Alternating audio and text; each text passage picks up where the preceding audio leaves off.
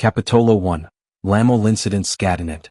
La Torre dell'Orologio di Greyfield Manor si ergiva alta contro il cielo serale, la sua ombra si estendiva a perdita diacchio sul prato sottostant, meticolosamente curato.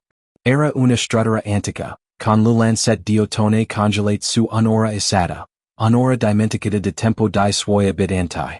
Il maniero, una tenuta tentacolare e isolata, ospitava uno degli eventi più esclusivi d'Inghilterra. L'annuale Greyfield Winter Gala, un evento che richiamava l'alta società, dove moda, potere e intrighi si intrecciavano in un arazzo di giochi sociali e sesuri fuca, in mezzo alla stravaganza della serata, che si manifestò il primo oscuro presagio di tragedia.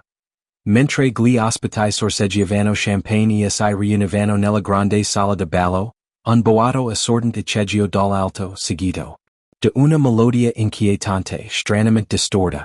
I ricchi toni dell'Organo, rimasto inutilizzato per anni nella Torre dell'Orologio, reliquia di una grandezza dimenticata, si erano improvvisamente risvegliati.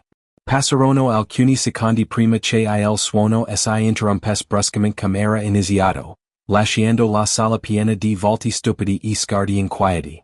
Fa part del divertimento.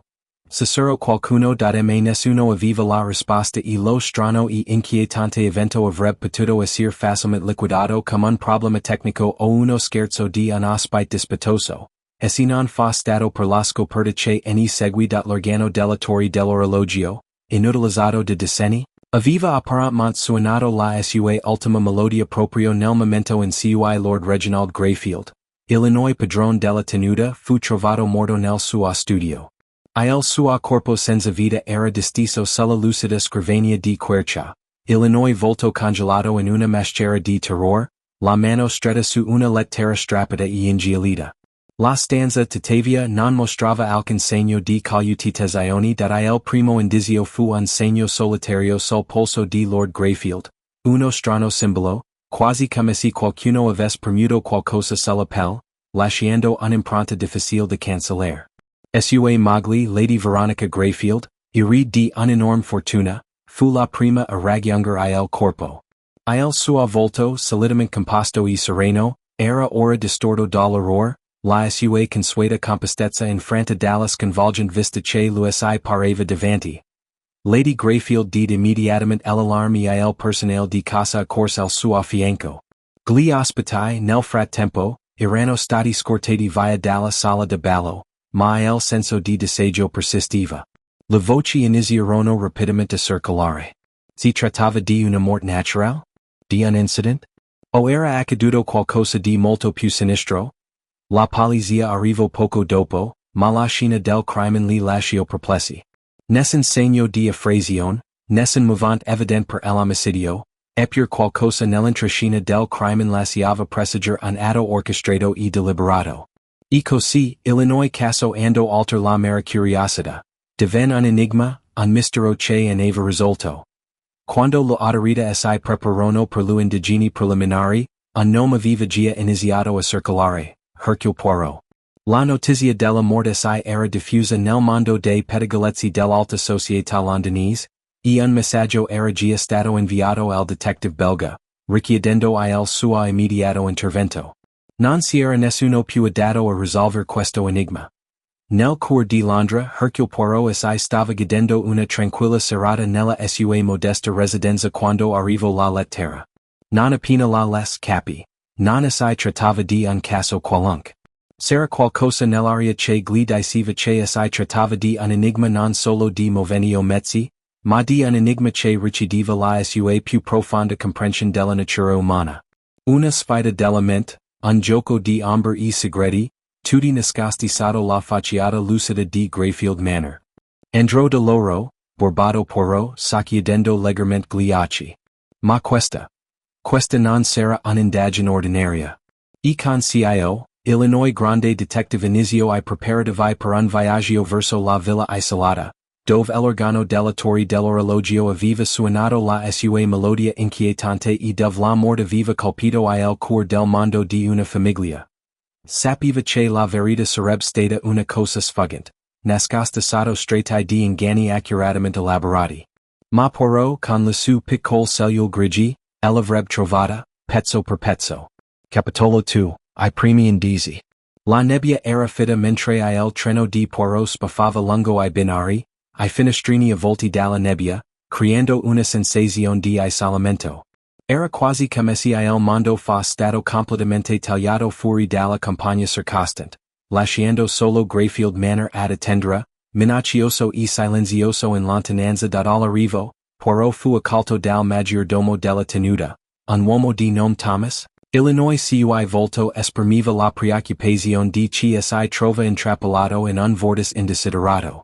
Condus Poirot attraverso l'imponente ingresso della villa, oltrepassando colonne di marmo e ritratti dorati che sembravano osservare il detective con silenzioso giudizio. Gli occhi di Poirot, acuti e calcolatori, coglivano ogni dettaglio dell'ambiente circostante. Il leggero scricchiolio della scia del pavimento, Illinois tremor ansioso nella mano di Thomas mentre apriva la porta dello studio. All'interno, la stanza era uno studio in contraddizione.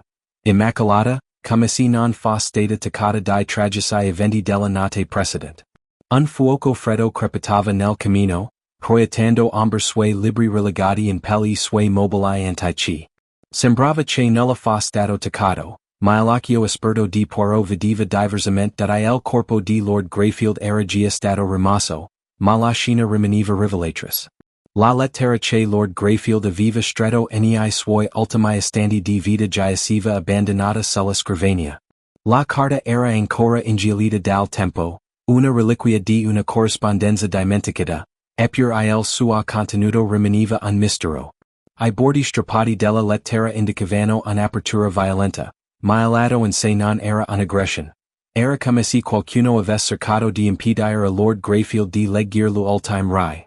Poirot si avvicinò lentamente alla scrivania, senza toccare nulla con le mani guantate, eppure le sue dita erano sospese appena sopra la lettera. La osservò come se osserva una scacchiera, comprendendo che ogni mossa era la chiave della partita. Si chinò, ispezionando la carta alla ricerca di indizi su chi elevesse scritta e perch. La calligrafia, borbato Poirot tra sé e sé. Non è una calligrafia tipica.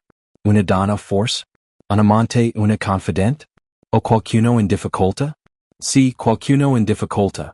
Che urgenza nell'inchiostro, nell'inclinazione del latir. Fis un gesto verso il maggiordomo, che era rimasto in silenzio dietro di lui. Thomas, riconosci la calligrafia? Thomas si irrigidi, con un tic nervoso negli occhi. Io? Credo che sia la calligrafia di Lady Greyfield, signore. Ma non potrei dirlo con certezza. Lord Greyfield. Era un uomo riservato e non condivideva spesso la sua corrispondenza. Poirot annui assimilando quell'informazione. Il suo sguardo si sposto di nuovo sulla scrivania. Sulla superficie lucida, tra le carte sparse, giaceva qualcos'altro, qualcosa di molto più inquietante. Una piccola chiave, non più grande della lunghezza del suo dito, era incastenata accanto a un calameo di argento. Non era stata notata né dall'autorità, né dal personale. Poirot la raccelse con cura, rigirandola tra le mani, ispezionandone I dettagli. Era antica, realizzata in metallo scuro, con leggere incisioni lungo la superficie. La chiave di cosa? Mormorò Poirot. Immagino che siano molt por chiusa chiave in questa villa. Ma perch lasciare una chiave ca? Infilò la chiave nella tasca del cappotto e si alzò. La sua mente correva, collegando rapidamente punti che non si erano ancora formati negli menti degli altri. C'era qualcosa di familiar in tutta quella situazione. La strana musica proveniente dalla torre dell'orologio, la lettera, la chiave, tutto indicava qualcosa di più complesso di una semplice rapina finita mail. Poirot si rivolse di nuovo a Thomas, con voce calma ma decisa. Devo parlare immediatamente con Lady Greyfield. C'è molto di più da dire, ma prima devo capire il suo stato di animo. Mentre veniva accompagnato nel salotto privato di Lady Greyfield, Poirot notò la reazione del personale di servizio al suo arrivo. C'era una certa rigidità nel loro atteggiamento, un'aria di disagio che sembrava pervader l'umore della villa. Nessuno osava parlare di cio che era accaduto, ma il peso del mistero era già palpabile nell'aria. Poirot poteva quasi a saperarlo. Lady Greyfield cum previsto, era seduta accanto al fuoco, con lo sguardo assente, come se non avesse pienamente assimilato la realtà dell'accaduto. La sua consueta grazia sembrava effivalita, come se qualcosa di vitale le fosse stato prosciugato, lasciandola una donna stanca e dissoluta. Alzò lo sguardo quando Poirot entrò e, per un attimo, nei suoi occhi si levò un barlume di consapevolezza. Aveva atteso quel momento, aspettato qualcuno che potesse dare un senso a quel caos. Detective Poirot, disse con voce ferma, sebbene fosse chiaro che gli eventi della notte l'avessero profondamente scossa. Sono contenta che sei venuto. Mio marito è innato. Io non so da dove cominciare. Poirot le sedeva di fronte, studiandola con quegli occhi acuti e penetranti. Non c'è bisogno che ne parli subito, madame? Le farò solo le domande necessarie. Ma prima, devo chiederle, suo marito ha mai accennado a una lettera? Una comunicazione che potrebbe aver ricevuto di recente. Lady Greyfield fece una pausa, Illinois suo sguardo assai posto sul fuoco prima di incontrare gli occhi di Poirot. Sì, ha ricevuto una lettera ma non molto tempo prima dell'incidente. Era di un vecchio socio, qualcuno che non conosco. Sembrava, turbato dalla lettera, anche se non ha voluto condividerne il contenuto con me. Poirot assai sporse leggermente in avanti, incuriosito dalla sua risposta. E questo socio aveva qualche legame con la villa? Con il passato di Lord Greyfield. Lady Greyfield assido. Io non saprei dirlo. Mio marito era un uomo riservato, come ho detto. Non so molto del suo passato. Ma assai vociferava di debiti, di cose che era meglio non dire. Gli occhi di Poirot brillarono. Ah sì. I debiti I segreti, sempre I segreti. Sono il terreno fertile per un omicidio. Si alzo la sua mente intento a riflettere sul nuove informazioni. L'espressione di Lady Greyfield assai adolse e le allungò la mano verso un bicchiere vicino, con le mani che tremavano leggermente. Trovero la verità, disse Poirot con voce ferma e ferma. State tranquilla, madame, scoprirò tutto se io che assai nasconda Greyfield Manor. Il gioco è appena iniziato. Mentre la lasciava ai suoi pensieri, Poirot capì che la chiave, la lettera e la strana musica proveniente dalla torre dell'orologio erano pesi di un puzzle più grande. Ed era determinato a risolverlo, a qualunque costo. Capitolo 3, il raduno dei sospettati. La mente di Poirot era già immersa nei suoi pensieri mentre attraversava la grande sale di Greyfield Manor, con il peso della valigia che assai faceva sempre più pesante a ogni passo. La dimora, nonostante la sua opulenza, aveva un'aria inquietante. Le sue ombre sembravano allungarsi troppo, Illinois suo silenzio troppo denso. Era come se la casa stessa trattenesse il respiro, in attesa che l'inevitabile verità emergesse. Lady Greyfield aveva condotto Poirot in salotto, dove si erano riuniti alcuni dei personaggi più in vista della casa. L'atmosfera era carica di tensione, l'aria carica di domande senza risposta. Quando Poirot entrò, tutti gli occhi assai voltarono verso di lui, ogni sospettato chiaramente in attesa della sua prima impressione. I loro volti tradivano un assortimento di emozioni, nervosismo, sfida, curiosità. Ma nessuno sembrava indifferente alla morte di Lord Greyfield. La riunione era chiaramente più di una semplice inchiesta. Era un silenzioso campo di battaglia in cui tutti sospettavano di tutti, eppure nessuno era ancora disposto a mostrare la propria carta il primo a parlar fu Thomas, Illinois maggiordomo, con le mani giunte davanti a sé come se assai stesse preparando a una tempesta. Detective Poirot, iniziò, con voce ferma ma leggermente tremante. Confido che arriverete in fondo a questa faccenda al più presto. Lord Greyfield era un uomo di grande levatura, e questa tragedia si hascassi tutti nel profondo. Poirot annui ma non rispose immediatamente. I suoi occhi scrutarono la stanza, valutando ogni individuo con quella meticolosa attenzione che lo aveva reso famoso. Lady Greyfield sedeva al centro, con la postura rigida e lo sguardo distolto. Era chiaramente scossa, ma Poirot non riusciva a capire se si trattasse di dolore o di qualcosa di più complesso. Accanto a lei c'era sua figlia, Evelyn, una Giovanni donna poco più che venten. Appariva apparentemente composta, sebbene lassù dita tamburelassero nervosamente sul bracciolo della sedia. S'era un senso di impazienza in lei, come se avesse atteso quel momento per troppo tempo. La terza figura nella stanza era Charles Fenwick, un vecchio amico di famiglia di Lord Greyfield. Fenwick godiva di una reputazione di privilegio e ricchezza, ma I suoi occhi emanavano un'oscurità che contrastava nettamente con il suo aspetto curato e nei minimi dettagli. In passato era stato visto spesso con Lord Greyfield e I pettegolezzi avevano a lungo suggerito una rivalità tra I due uomini. Fenwick ora sedeva con le braccia incrociate, le labbra serrate. Incrocio a malapena lo sguardo di Poirot, come se la presenza del detective fosse al di sotto della sua portata. Accanto a Fenwick c'era la governante, la signora Archer, una donna anziana il suo sguardo acuto, de falco, sembrava cogliere ogni dettaglio della stanza. Era al servizio di Lord Greyfield de molti anni, ma la sua presenza trasmetteva un'aria distante. Parlava raramente, ma I suoi occhi attenti lasciavano intendere che sapesse più di quanto lasciasse trasparire. La sua postura era nervosamente rigida e, quando gli occhi di Poirot incontrarono I suoi, non si saltò quasi l'ultimo membro del gruppo era il Dr. Harold Beck, medico locale e amico di lunga data dei Greyfield. Era un uomo di scienza e di ragione, dai modi calmi e metodici. Eppure, sotto il suo aspetto misurato, Poirot intuiva qualcosa di più, un disagio che rivelava anzi repress. Il Dr. Beck era presente quando era stato scoperto il corpo di Lord Greyfield, ed era stato a lui che le autorità si erano rivolte per primo per una perizia professionale. Aveva dichiarato che la causa della morte era naturale, fino all'arrivo di Poirot.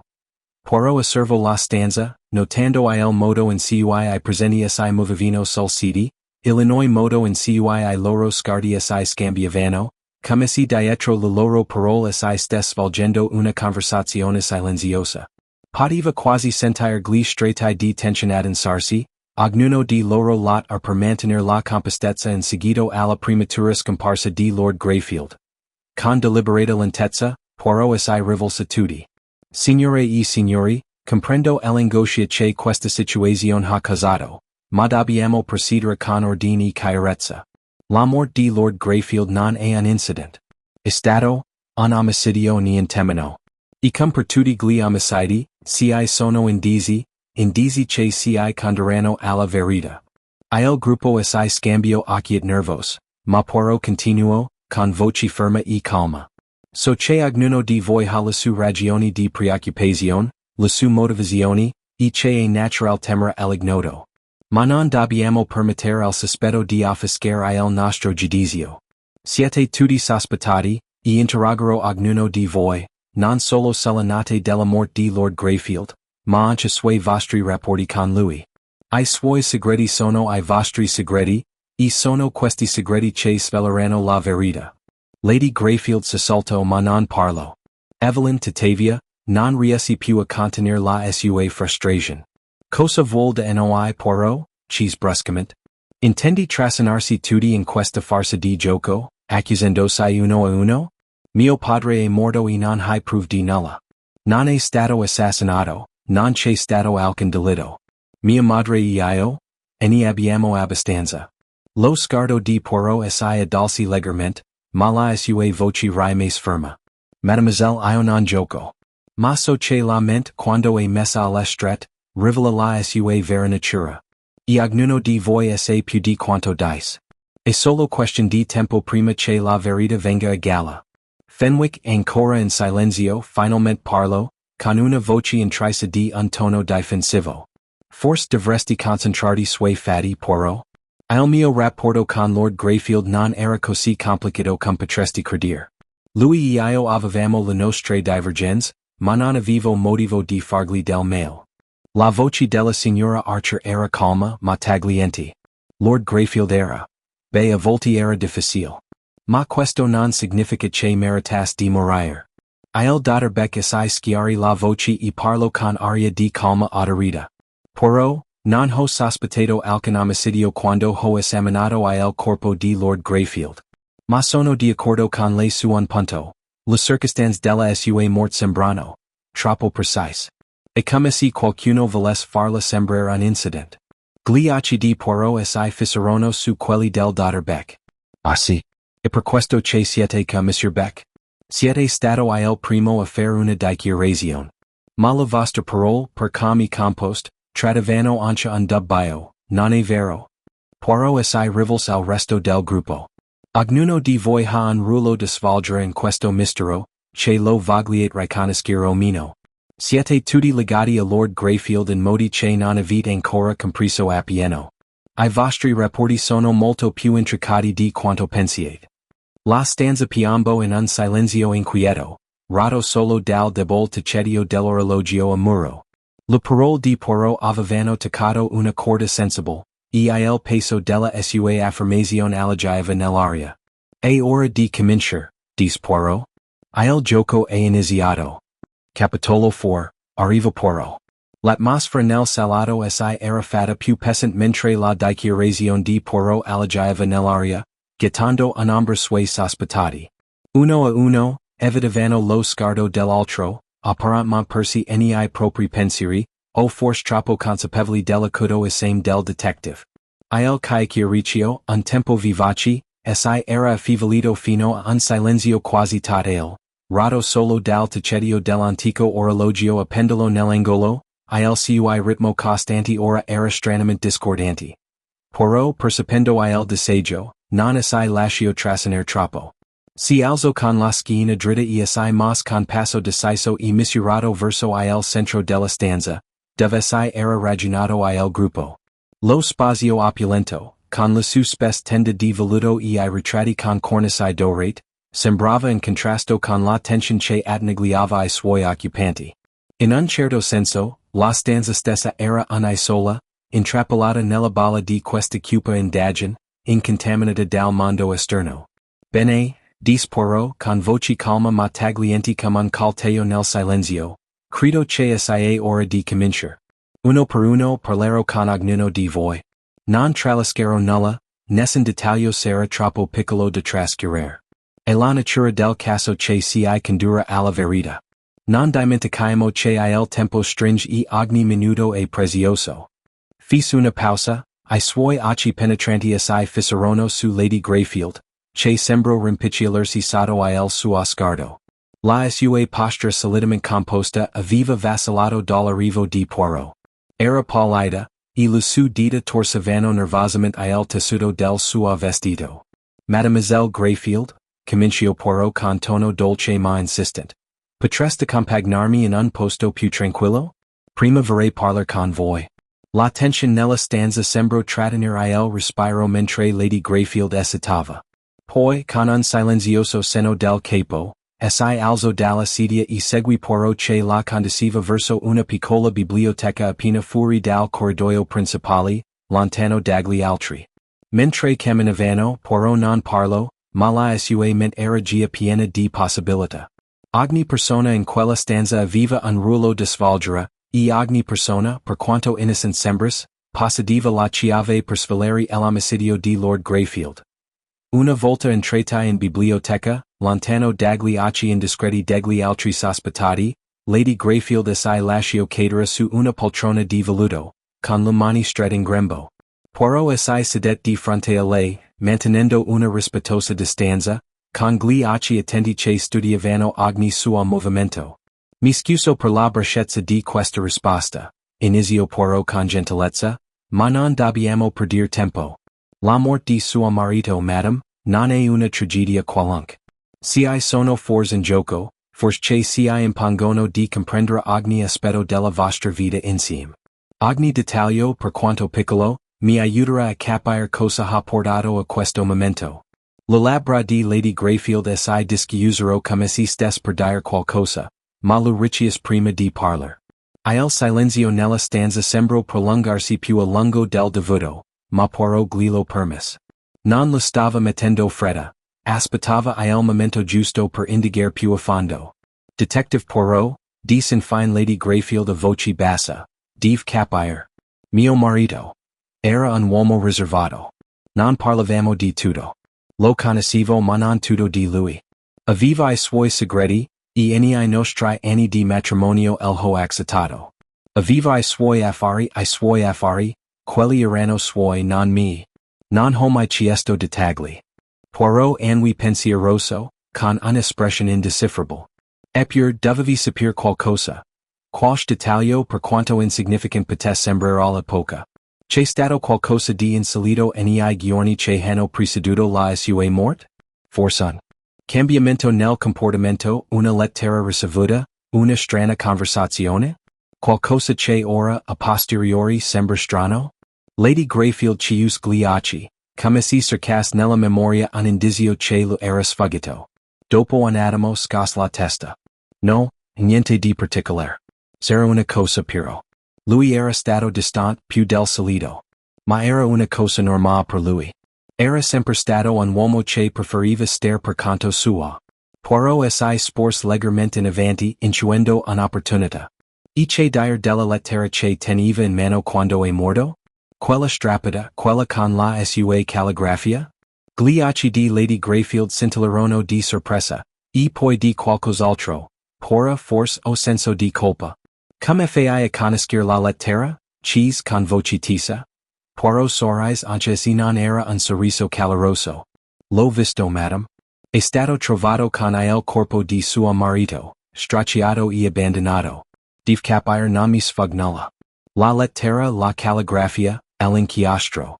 Tutto mi raccontava una storia prima ancora che lei ne parlasse. Il volto di Lady Greyfield impallidì ulteriormente. Le sue mani tremavano, tradendo la sua calma. Si gli ho scritto una lettera. Ma giuro Poirot che non.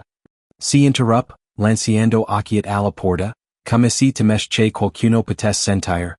Gli occhi di Poirot rimasero fissi nei suoi, imperturbabili. Madam, se volete aiutarmi devite essere sincera. Nella vostra lettera avete accennato a qualcosa.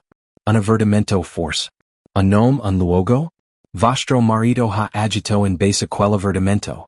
Lady Greyfield citò di nuovo, lo sguardo che le cadeva sul mani, le sue dita si contorsavano nervosamente attorno al tessuto del vestito. Non è stato niente, sussurrò quasi tra sé e sé. Solo qualche stupido pora. Ma mi pento di averlo scritto. Avrei dovuto tenerlo per me. Non avrei mai dovuto? Poirot non insisted alter ma il seme era stato piantato. S'era qualcosa che Lady Greyfield non gli stava dicendo, qualcosa di più della semplice lettera. Le sue parole erano state scelte con cura, e la pora che alleggiava nei suoi occhi non era la pora di una moglie in lutto, ma la pora di qualcuno che sapeva troppo, qualcuno che stava nascondendo un segreto pericoloso da si appoggiò allo schienale della sedia, con la dita intrecciate davanti a sé. Signora non la spingerò alter. Ma stia tranquilla, la verità non è mai lontana dalla superficie. E ho intenzione di svelarla tutta.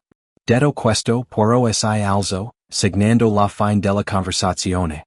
Lady Greyfield, ancora immersa nei suoi pensieri, non incontrò il suo sguardo mentre lui si voltava per uscire dalla stanza.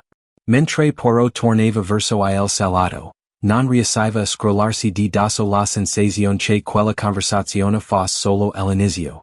I segreti di Greyfield Manor erano profondi e di vasta portata, e la pora di Lady Greyfield era il riflesso di qualcosa di molto più oscuro di quanto avesse lasciato trasparire. Poirot sapeva che la partita era tutt'altro che finita. Capitolo 5. Inizio dei colloqui iniziali. Poirot tornò in salotto, dove I sospettati indugiavano ancora, ognuno assorto nei propri pensieri. L'orologio continuava a ticchettare, scandendo il tempo che passava con il suo ritmo. Poirot rimase immobile per un attimo, lasciando che il suo sguardo vagasse sul gruppo. Poteva percepire I sottili cambiamenti di energia, I lievi movimenti, le pause imbarazzanti.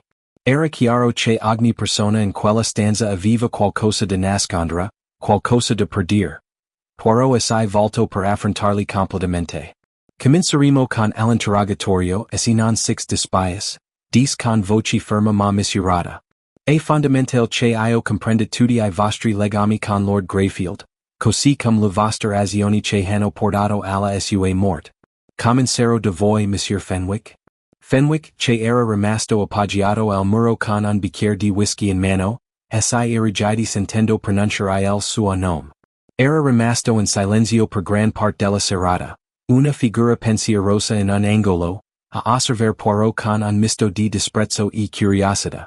Ora mentre si raddrizzava e si dirigiva verso Poirot, il suo volto rimaniva indecifrable, ma si era una durezza nei suoi occhi, come se avesse già preso una decisione sui metodi del detective. Certo, rispose Fenwick con un sorriso forzato. Suppongo sia giusto così. La mia relazione con Greyfield è di dominio pubblico da anni. Poirot gli fi cenno di sedersi. Prego monsieur. Parliamo con franchezza. Mentre Fenwick si accomodava sulla sedia, Poirot non perse tempo. Da quanto tempo conosceva Lord Greyfield? Fenwick cambiò leggermente atteggiamento. Da molto tempo. Siamo amici da oltre 20 anni. Naturalmente, abbiamo avuto i nostri disaccordi, soprattutto per questioni di lavoro. Ma ti assicuro che non si era animosità. Eravamo uomini con background simili, gusti simili. Disaccordi di affari, repeat Poirot, senza esprimere giudizi. Qualcuno di questi disaccordi è eccesso? Fenwick esitò un attimo prima di rispondere. Ci sono stati momenti. Lord Greyfield non era l'uomo più facile con cui lavorare. A volte poteva essere testardo e riservato. Ma questo è tutto. Gli occhi penetranti di Poirot non lo abbandonarono mai. E la notte dell'omicidio, monsieur? Davvero vero? Ero qua nella villa, disse Fenwick con tono pacato. Mi ero ritirato presto nella mia stanza.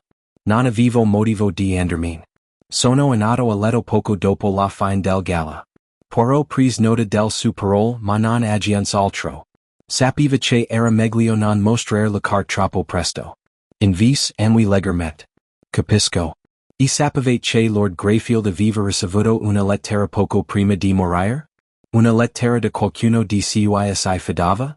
Gli occhi di Fenwick ebbero un lampo, solo per un istante. Poirot si accorse. Non sapevo di nessuna lettera, rispose Fenwick, con una voce appena percettibile. Immagino che si trattasse di una question personale. Poirot sorrise, ma era un sorriso che non raggiunse i suoi occhi. Certo.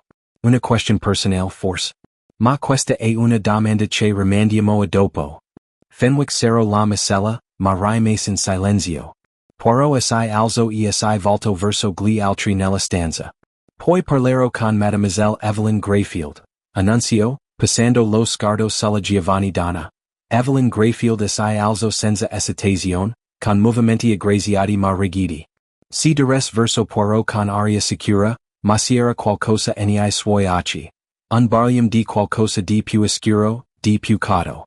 Incroció lo sguardo di Poirot senza batter ciglio, ma le sue labbra si strinsero in una linea sottile, come se stesse calcolando la sua risposta anche prima che lui parlasse.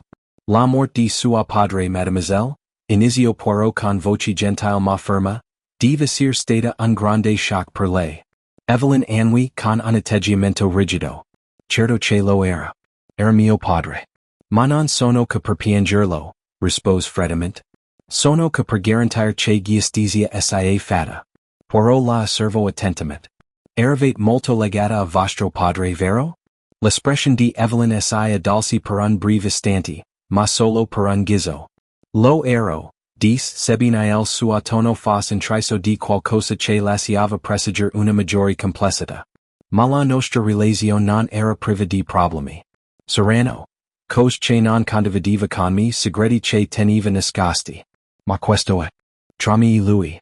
Poirot non insisté oltre. E davvero la notte della sua morte? Ero nella mia stanza, da solo. Mi sono ritirato presto, come faccio spesso.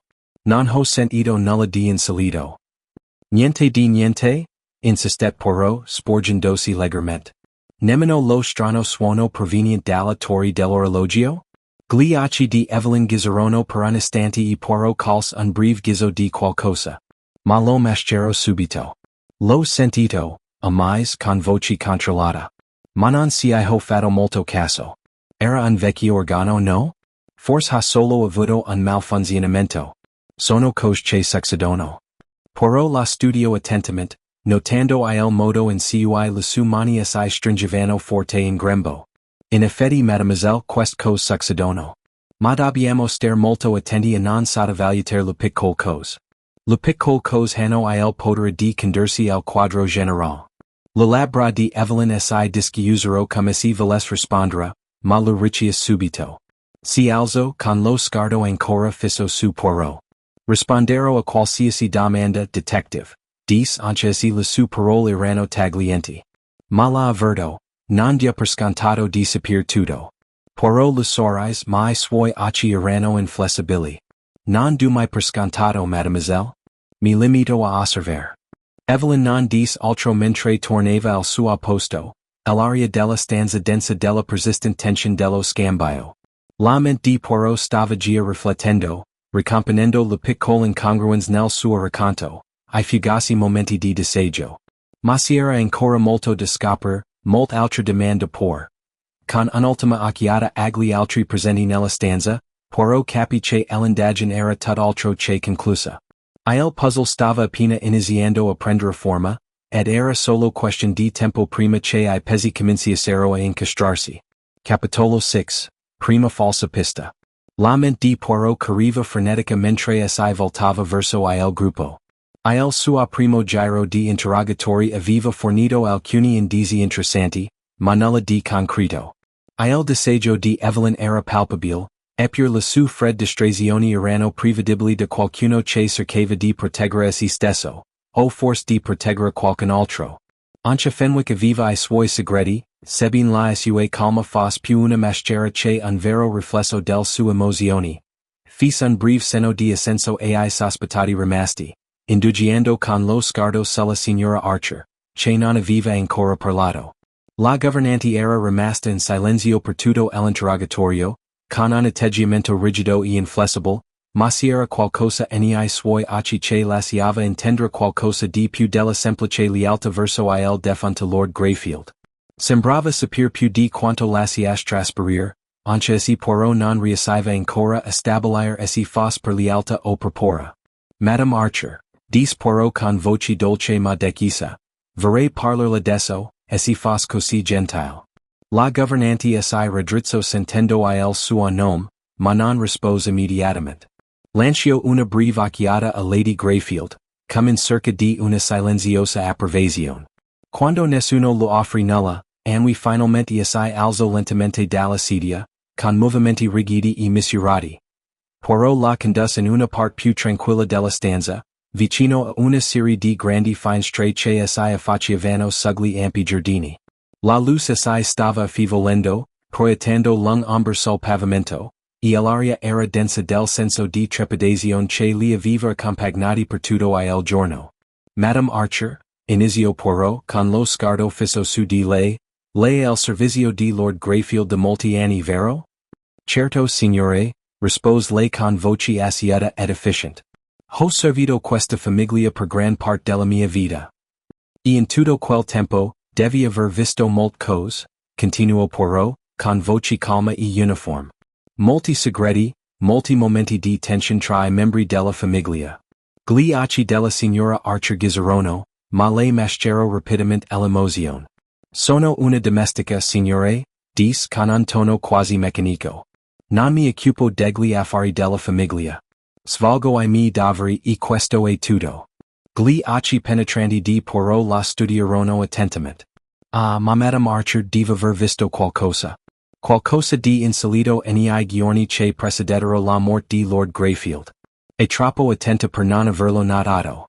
La governante non rispose immediatamente, con le mani strette davanti a sé. Poirot notò la sua esitazione, il suo conflitto interior. Non c'era niente di insolito, disse infine, sebbene la sua voce mancasse di convinzione. Lord Greyfield era un uomo abitudinario. Si atteniva ai suoi affari e ai suoi affari. Raramente si discostava dai suoi schemi abituali. Poirot si sporse leggermente in avanti, senza mai staccare lo sguardo dal suo viso. Ma sicuramente c'era stato qualcosa? Forse una visita, una lettera, una telefonata? Le labbra della signora Archer si strinsero e lei si mosse disagio. Poirot era sicuro che sapesse più di quanto lasciasse trasparire. Aveva già visto un comportamento del genere, una persona che nasconde informazioni, non per cattiveria, ma per il desiderio di proteggere qualcuno. Madame Archer, disse Poirot con un tono leggermente più dolce, capisco che siete leal alla famiglia Greyfield, ma dovete capire che un uomo è morto. E che ci tra noi non assai fermere davanti a nulla per tenere nascosta la verità. I suoi occhi assai spalancorono alle sue parole e, per la prima volta, una crepa apparve nel suo aspetto esterior così accuratamente costruito. Io non so niente di più di quanto ti ho detto, disse con voce leggermente tremante. Lo sguardo di Poirot rimase fisso su di lei. Non lo credo, madame. Mi stia nascondendo qualcosa. Forse per li alta. Ma li alta verso chi? La stanza sembrò trattenere il respiro mentre Poirot continuava il suo esame silenzioso.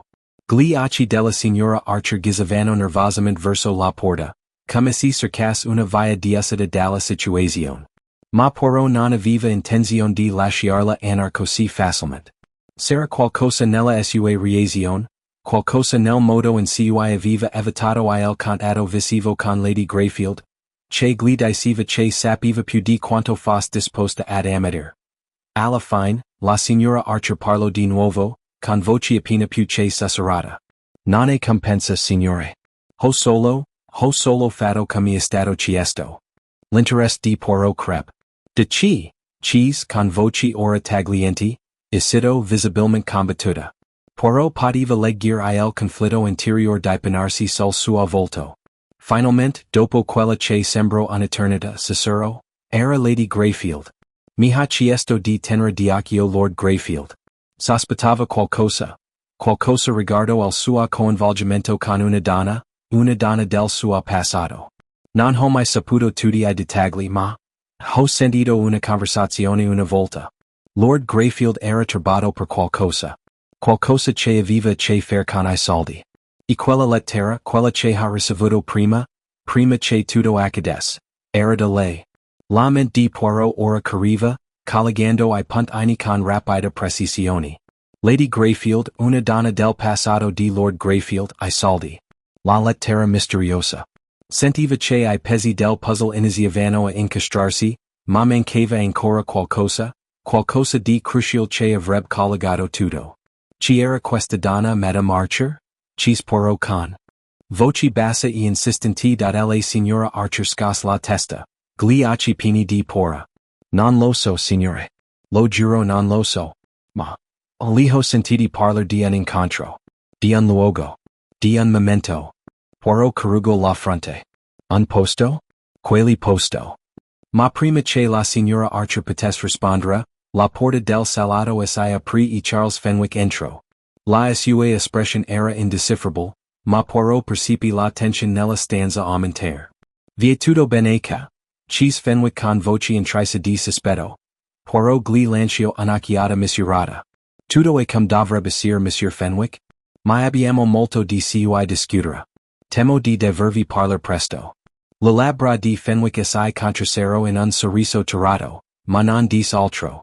Si volto e usci dalla stanza con la stessa rapidità con cui era entrato, lasciando Poirot e la signora Archer in un silenzio teso. Poirot si volto di nuovo verso la governante, la sua mente già elaborava le nuove informazioni. La donna, la lettera, il noi sospetto. Tutto stava iniziando a delinearsi, ma si erano ancora troppi pezzi mancanti. Sapeva che la chiave per risolvere l'omicidio di Lord Greyfield risiedeva nei segreti che ognuno di loro custodiava, e la verità sarebbe venuta a galla, che lo volessero o no.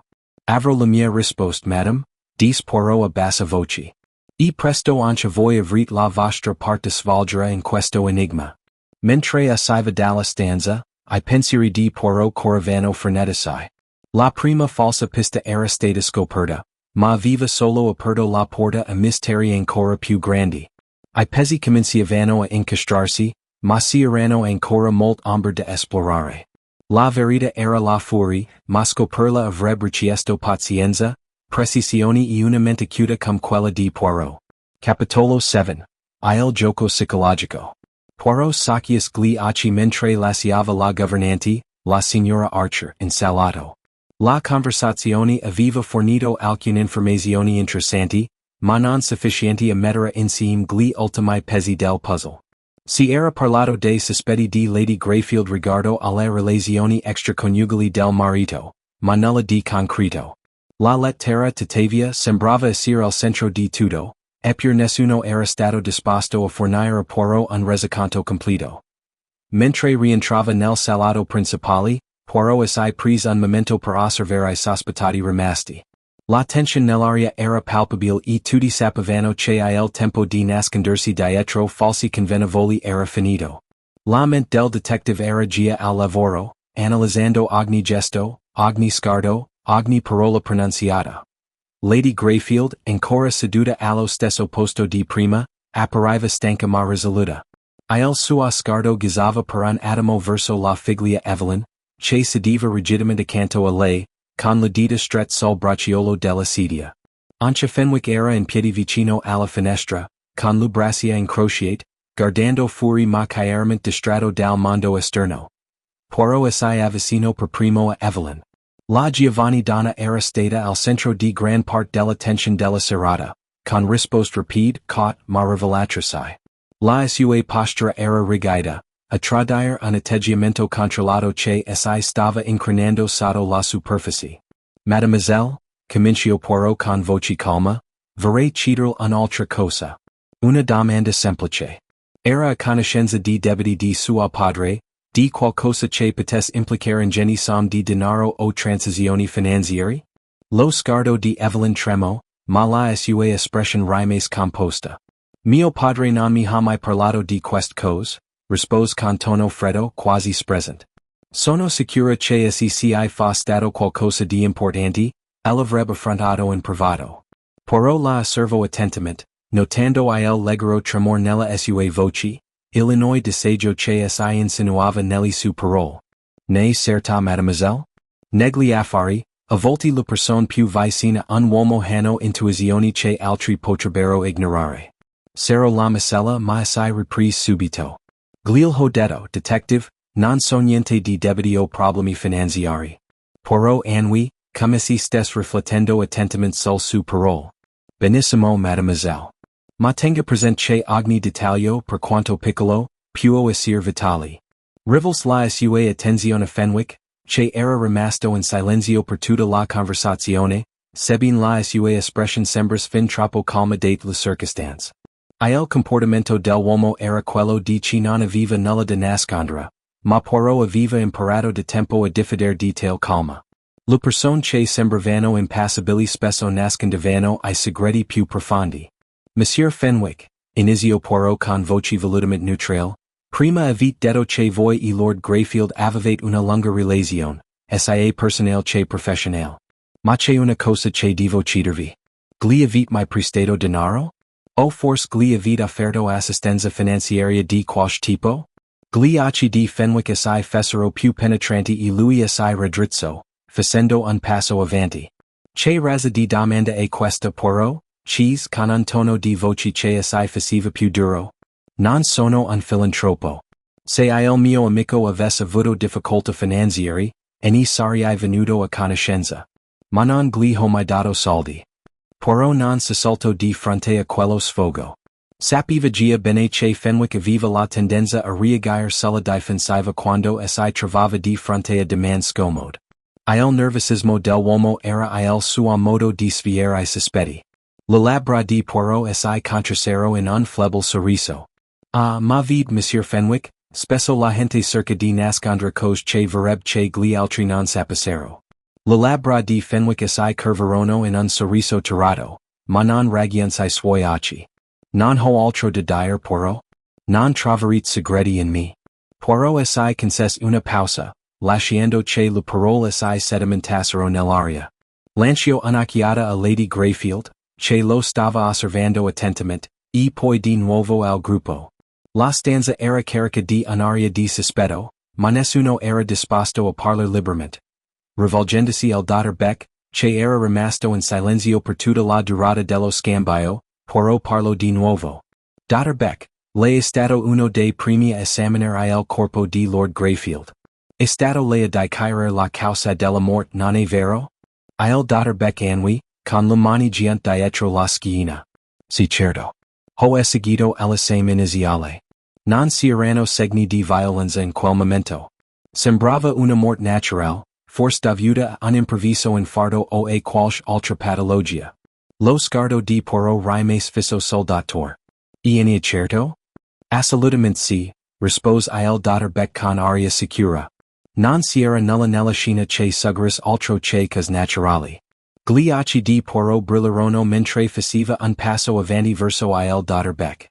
Eppure devite amateur monsieur, che le circostanze della morte di Lord Greyfield, un antico organo che suonava nella torre dell'Orologio, la sua mano che stringeva quella lettera, sono molto insolite, non è vero? L'espression del dottorbeck assai irrigidi e, per un brevissimo istante, Poirot vide un barlume di dubbio nei suoi occhi. Io, credo di sì, disse lentamente il dottore, chiaramente disagio per la piega che stava prendendo la conversazione. Poirot annui leggermente, la sua mente impegnata a collegare I puntini. C'era qualcosa che non andava, qualcosa nascosto sotto la superficie. Il medico assai era affrettato a dichiarire la morte per causa naturale, ma Poirot sospettava che il medico sapesse più di quanto fosse disposto ad ammettere della stanza era diventata densa di sospetti, l'aria carica di segreti. Poirot sapeva che ogni persona in quella stanza stava mentendo in qualche modo, ma non era suo compito smascherare immediatamente le loro bugie. Avrebbe invece lasciato che continuassero a ingannarsi. Avrebbe aspettato che rivelassero la loro vera natura, come facevano sempre. Poirot assai alzò, la sua mente correva attraverso gli stretti dell'inganno. Non era più vicino alla verità, ma sapeva una cosa. Qualcuno in quella stanza nascondeva qualcosa, e lui l'avrebbe trovato pezzo per pezzo. Vi lascerò tutti a riflettere, disse Poirot con voce calma. Ma sappia questo. La partita è tutt'altro che finita. E presto sarete costretti a rivelare la verità. I sospettati rimasero seduti in un silenzio imbrazzato mentre Poirot assai voltava e usciva dalla stanza. Sentiva I loro occhi puntati su di lui, che lo osservavano, in attesa della sua prossima mossa. Il gioco era iniziato e Poirot non aveva alcuna intenzione di perdere. Capitolo 8. Un mistero secondario. Poirot aveva appena lasciato la stanza quando il pezzo successivo del puzzle gli fu inaspettatamente posto davanti. Aveva appena superato lo scalone di onore, con l'intenzione di ritirarsi nel suo alloggio temporaneo per qualche istante di riflessione, quando fu accolto da un improvviso fermento di attività ai piedi del scale. Una voce alta, incalzante e tremante, echeggiò per la villa. Detective Poirot. Era Thomas, Illinois maggiordomo, che gli corriva incontro, pallido e teso per la pora. Signore di venire subito. C'è stato un incident. L'istinto di Poirot assai exceso. Un secondo crime così presto dopo l'omicidio di Lord Greyfield? Era raro ma non impossibile.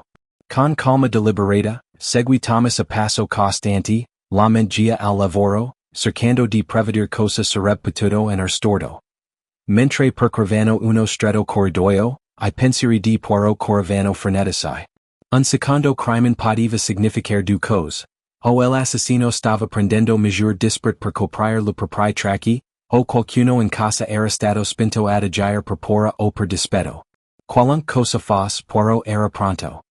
Thomas lo condusse in una stanza in fondo al corridoio, un piccolo ufficio disordinato adiacente al salotto.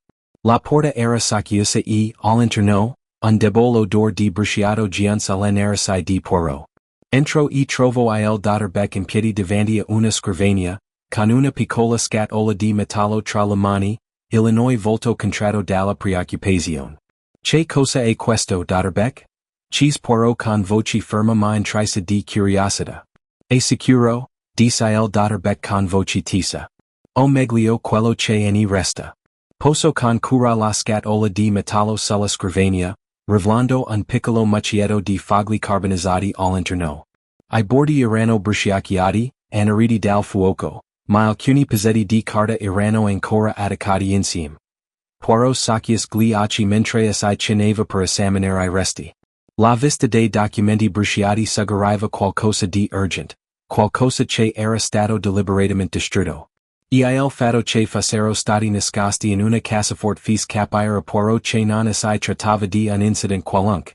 Era collegato a qualcosa di molto più pericoloso. Così successo che? Chiese Poirot, senza mai staccare lo sguardo dalla scatola. È stato un incident? Il dottorbeck scosse la testa, con un'espressione cupa. No. Qualcuno ha chiaramente cercato di distruggerlo, e non in fretta. È stato deliberato. La mente di Poirot era in subbuglio. Il momento era troppo opportuno. La lettera del misterioso corrispondente di Lord Greyfield, I segreti che tutti custodivano, e ora questo. Un altro tentativo di insabbiamento. Qualcuno stava chiaramente cercando di cancellare le tracce di qualcosa di importante. Dove hai trovato? Chiese Poirot, alzando lo sguardo per incontrare quello del dottorbeck. Sotto l'uscita del pavimento, rispose il dottorbeck a bassa voce. Vivo che da anni conosco bene questa casa. Quando ho sentito il trambusto prima, ho pensato che fosse il posto più sicuro per cercare risposte. Questo era nascosto che, tra gli effetti personali di Lord Greyfield. Poirot corrugò la fronte. Il hai trovato dopo il primo incendio? Se sono stati altri danni in altra parte one della casa? Il dottorbeck esito, chiaramente turbato dalla domanda. Non lo so. Ho visto solo I resti della cassaforte e il suo contenuto. Il resto della casa sembra intatto. Era come se qualcuno stesse cercando di nascondere qualcosa del passato di Lord Greyfield. Poirot fece un passo indietro, riflettendo sulle implicazioni. Chiunque avesse fatto questo doveva sapere esattamente cosa stava cercando, e questo significava che si trattava di qualcuno all'interno della casa. Si rivolse Thomas, che era rimasto in piedi vicino alla porta a osservare la scena. Chi altro aveva accesso a questa stanza? Chiese Poirot. Solo il personale, signore, rispose Thomas a bassa voce.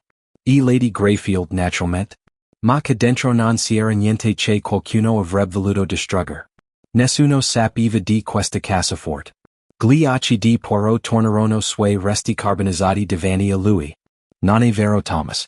Qualcuno in questa casa lo sapeva. Questo incendio non è stato un atto casuale. Il maggiordomo deglutia fatica, impallidendo ulteriormente. Ma signore, noi? Poirot alzò una mano per sederlo mentre la sua mente lavorava furiosamente per ricostruire ogni cosa. Non si trattava più di una semplice indagine per omicidio. Era una complessa rete di buggy, segreti e storie nascoste, e Poirot stava solo iniziando a svelarne i fili. La morte di Lord Greyfield era la chiave di tutto, ma se che si salava sotto la superficie era ancora più schiacciante.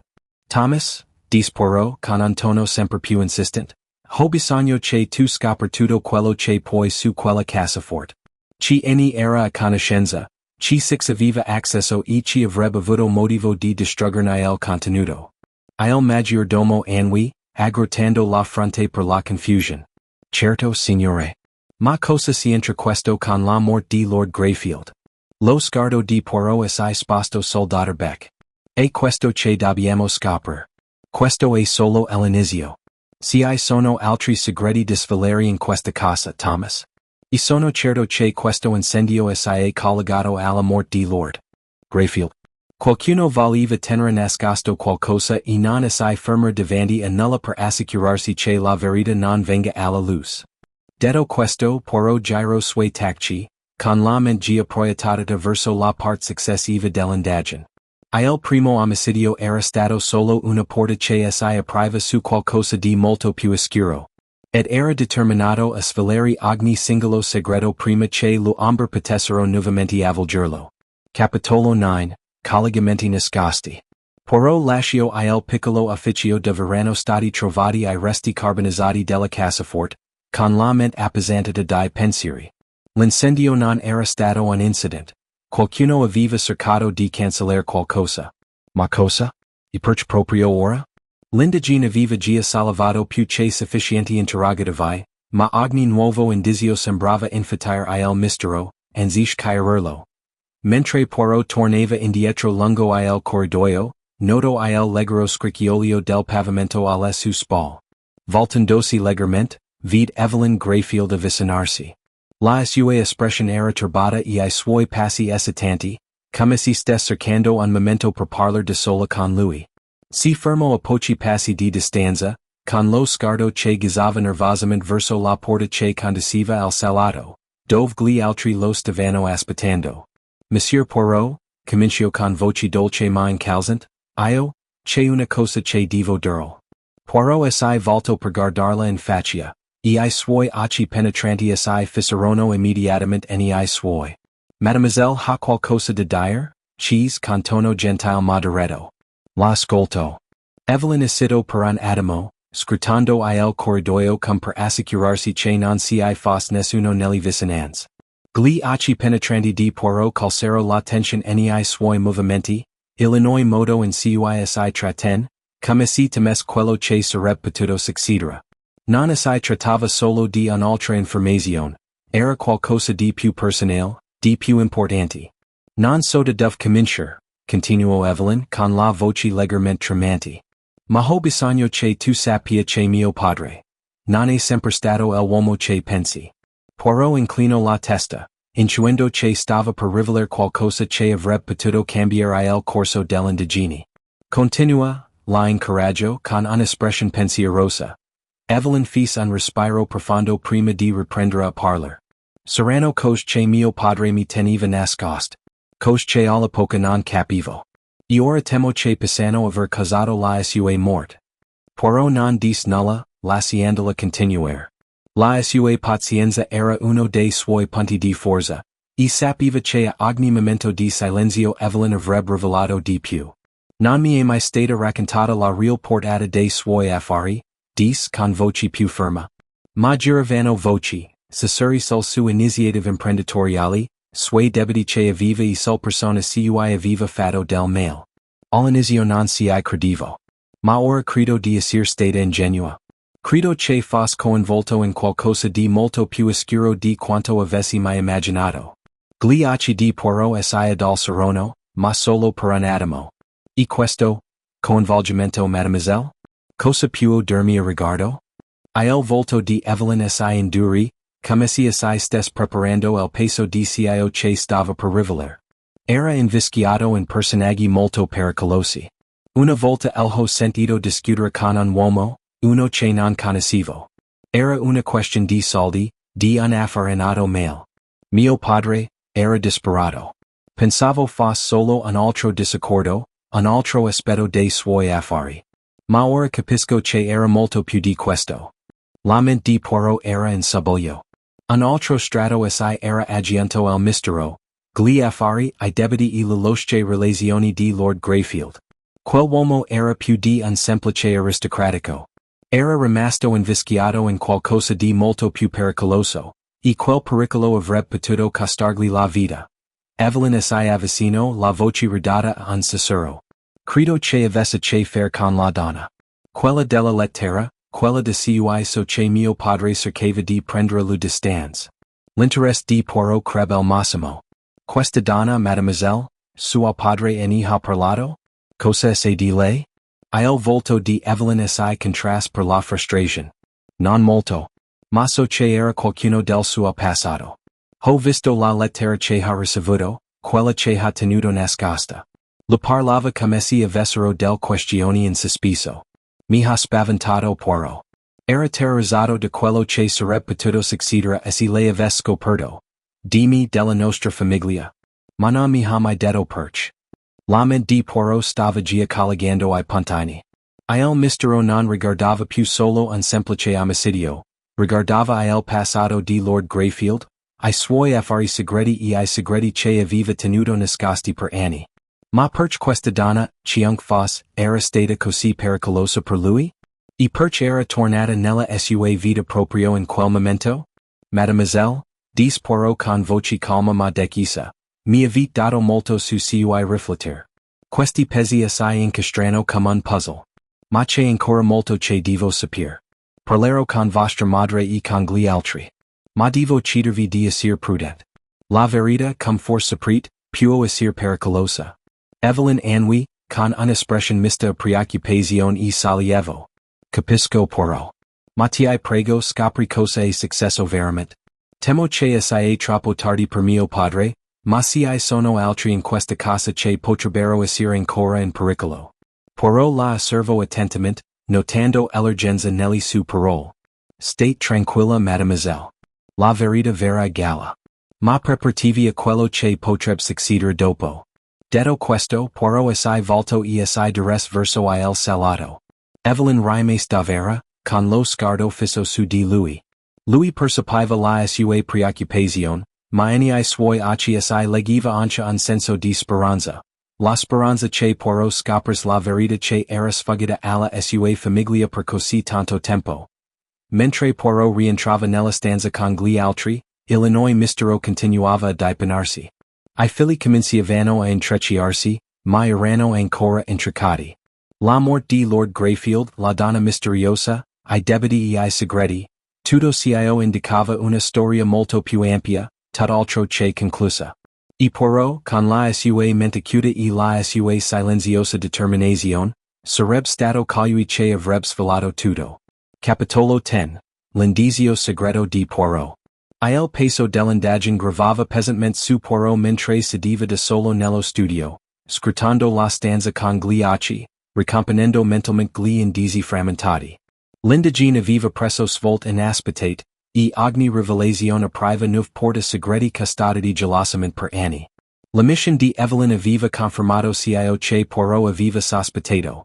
La vita di Lord Greyfield era stata molto più complicata di quanto sembrasse.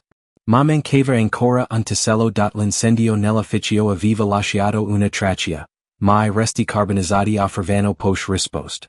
Chi aveva cercato di distruggere I documenti e perché? La donna misteriosa, I debiti l'ulitier. Tutto indicava qualcosa di più profondo. Eppure, mentre Poirot sedeva nel silenzio della stanza, sapeva che la risposta era più vicina di quanto pensasse. Lo sguardo di Poirot si sposto sulla sola del camino, dove si trovava un vecchio orologio decorato. Il sui pendolo di ottone ticchettava nel silenzio. Era un dettaglio insignificant, pensò all'inizio. Ma mentre osservava il pendolo oscillare avanti e indietro, qualcosa scattò. L'orologio. Era lì quando Lady Greyfield lo aveva accompagnato nello studio poco prima. Eppure non era mai stato parlato. Socchius gli occhi. Il ticchettio dell'orologio sembrava troppo intenzionale, quasi troppo forte. Poirot si alzò dalla sedia, si diresse verso il camino e allungò la mano per regolare l'orologio. Le sue dita sfiorarono l'ottone e sentì un leggero sedimento. Qualcosa non andava. Sposto delicatamente l'orologio da una parte, rivelando uno scomparto nascosto nella parete dietro di esso. Poirot trattenne il respiro. Lo scomparto nascosto non era grande, ma era sufficiente a nascondere qualcosa di importante. La sua mente si mise a correre mentre infilava la mano dentro e tirava fuori una piccola busta consumata. La busta era sigillata con un timbro di serralacca elaborato, con la stessa insegna che era sulla lettera che Lord Greyfield aveva ricevuto. Il battito cardiaco di Poirot accelerò mentre apriva con cura il sigillo. Dentro c'era una lettera, ma a differenza della precedente, questa era datata solo pochi giorni prima della morte di Lord Greyfield. La calligrafia era inconfondibile. Quella di Lady Greyfield. Gli occhi di Poirot sfiorarono le parole. Carissimo Reginald, temo che la verità sia più vicina a noi di quanto immaginassimo. I debiti le persone che hai tradito. Non assai dimenticano facilmente. Devi fare la tua scelta, e in fretta, prima che tutto vada perduto. Se incontreremo il solito posto a mezzanotte, da solo. Non c'è più tempo per esitare. Il tuo destino e il mio ora sono intrecciati. Poirot spalancò gli occhi. Il solito posto. Mezzanotte. L'urgenza nelle parole di Lady Greyfield era innegabile. E la natura criptica del messaggio, insieme alla sua tempistica, rivelarono a Poirot tutto ciò che aveva bisogno di sapere. Questo era l'incontro menzionato nelle conversazioni precedenti, quello a cui Evelyn aveva accennato. Era il punto di non ritorno. Poirot ripiegò con cura la lettera e la rimise nella busta, con la mente immersa nelle implicazioni. Lady Greyfield era stata più coinvolta negli affari segreti del marito di quanto ciunque avesse immaginato. E ora, con questa nuova prova, I pesi cominciavano a incastrarsi dai suoi pensieri furono interrotti quando guardo di nuovo l'orologio, il cui pendolo di ottone oscillava dolcemente nel silenzio. Era forse arrivato il momento in cui Lord Greyfield era arrivato troppo tardi per agire? La sua incapacità di agire aveva forse segnato il suo destino? Poirot tornò alla sua sedia, con la lettera che gli briciava in tasca. Il passo successivo era chiaro. Avrebbe affrontato Lady Greyfield, ma non prima di aver raccolto tutte le informazioni possibili. Il collegamento tra lei e la misteriosa donna della lettera, I debiti e il pericolo imminente non erano una coincidenza. Non si trattava solo di scoprire la verità. Era una corsa contro il tempo. Mentre Poirot si appoggiava allo schienale della sedia, il peso della rivelazione lo opprimiva. Sentiva le barriere stringersi. Il gioco era cambiato. L'atto finale si stava avvicinando rapidamente. Ma Poirot sapeva che l'unica via di uscita era affrontare I segreti avviso aperto si alzo, deciso nei suoi passi. La verità come sempre lo aspettava. Nascosta in bella vista, appena fuori dalla sua portata. Ed era giunto il momento per Poirot di portarla alla luce. Capitolo 11. La tensione aumenta. La mente di Poirot era completamente assorbita dalla lettera che aveva scoperto. Era ormai chiaro che Lady Greyfield era più coinvolta nei loschi affari che circondavano il marito di quanto avesse lasciato intendere. La lettera nascosta aveva aperto nuovi di indagine, ma anche nuovi pericoli. Mentre si muoveva nei corridoi di Greyfield Manor, l'atmosfera sembrava più pesante di prima. Le mura, un tempo imponenti e maestos, ora sembravano stringersi, e I loro silenziosi susurri non facevano che aumentare la tensione. Quando Poirot entrò nel salotto, l'aria era densa della silenziosa consapevolezza che qualcosa era cambiato. I sospettati non erano più solo esitanti, ora evitavano attivamente lo sguardo dell'altro. La facciata di cortesia, un tempo solida, aveva iniziato a incrinarsi, rivelando l'ansia e il sospetto che si nascondevano appena sotto la superficie.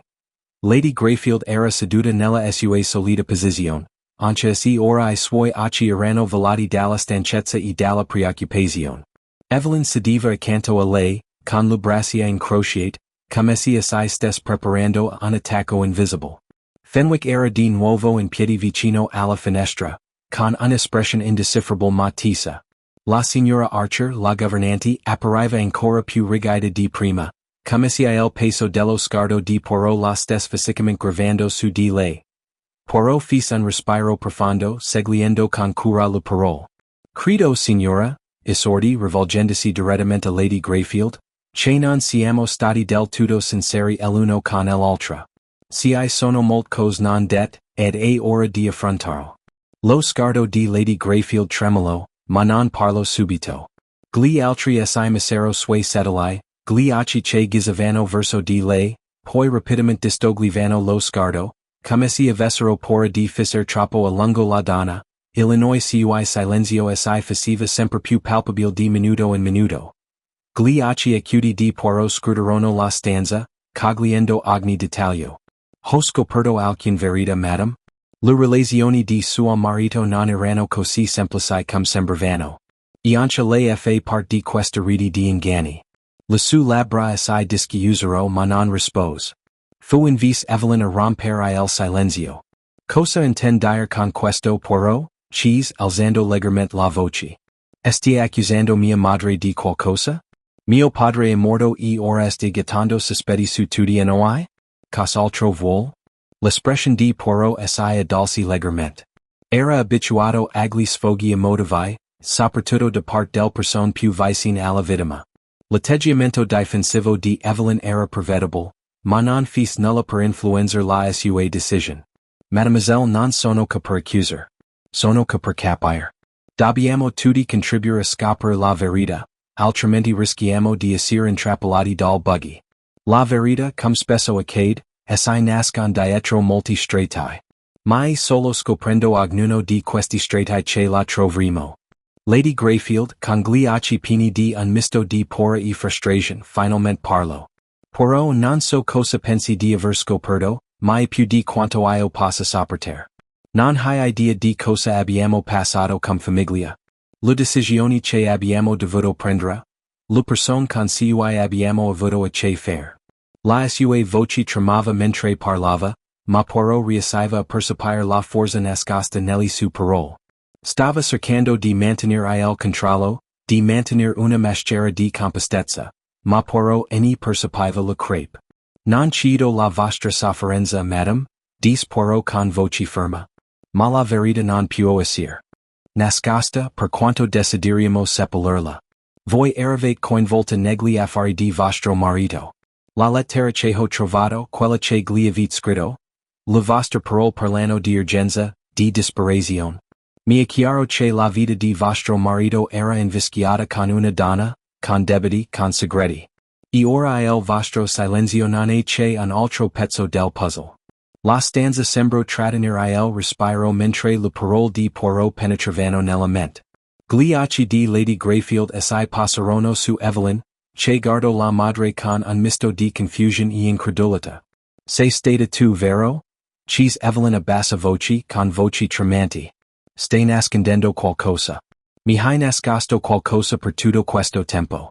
Perché non mi hai detto? Perché si hai lasciato vivere in questa menzogna? La dame anda rime sospesa nell'aria come una nube temporalesca e per un attimo nessuno parlo. Lo sguardo di Poirot passò dalla madre alla figlia, notando I sottili cambiamenti nelle loro espressioni. La rabbia di Evelyn era palpabile, ma era anche permita da un profondo senso di tradimento. Si era fidata di sua madre e ora stava mettendo tutto in discussion le mani di Lady Greyfield assai strinsero in grembo e le prese un respiro tremante. Evelyn, non capisci. Ho cercato di proteggerti, di ripararti da questo. Tuo padre aveva dei debiti, e si erano persone che si avrebbero rovinato. Ho fatto quello che ritenevo necessario. Poirot la studiò attentamente, intuendo che nelle sue parole si era più di quanto fosse disposta ad ammettere. E questa donna, signora? Chiese dolcemente. Chi era? Che ruolo aveva in questi debiti? E perché Lord Greyfield aveva così tanta paura di lei? Lady Greyfield impallidi e distolse lo sguardo. Il suo silenzio era assordante. Poirot sapeva di aver toccato un nervo scoperto. Ma sapeva anche che la verità era ora più vicina che mai. Tutti I pezzi stavano iniziando a incastrarsi e la vera storia aspettava solo di essere scoperta. Capitolo 12, il confronto. Il silenzio nella stanza si fece apermente, ogni istante più lungo del precedente. Il rifiuto di Lady Greyfield di parlar non fece che aumentare la tensione che si era instaurata nel gruppo. Evelyn sedeva rigida accanto a lei, la dita stretta in grembo, la frustrazione inconfondibile sul suo volto. Poirot rimase in silenzio, senza mai staccare lo sguardo da Lady Greyfield, che sembrava ritrarsi sempre di più in se stessa, con gli occhi bassi, evitando lo sguardo scrutatore di tutti I presenti nella stanza. Le parole successive di Poirot giunsero lente, ponderate. Madame, dev capire che nascondere la verità porta solo a sofferenze maggiori. La vita di suo marito, I suoi debiti, I suoi rapporti con questa donna? Fanno tutti parte della storia che deve essere raccontata. Non sono che per giudicare ma per capire. Lady Greyfield finalmente alzò lo sguardo, e I suoi occhi incontrarono quelli di Poirot con una rassegnazione silenziosa e stanca. Non capisci, sussurrò? Non si tratta solo di debiti. Si tratta di sopravvivenza. Si tratta di impedire che tutto sia che abbiamo costruito crolli. Poirot si avvicinò, con un'espressione che si adolciva leggermente. Capisco più di quanto pensiate, madame? Tutti facciamo del selt nella vita, ma quest selt hanno del conseguenze.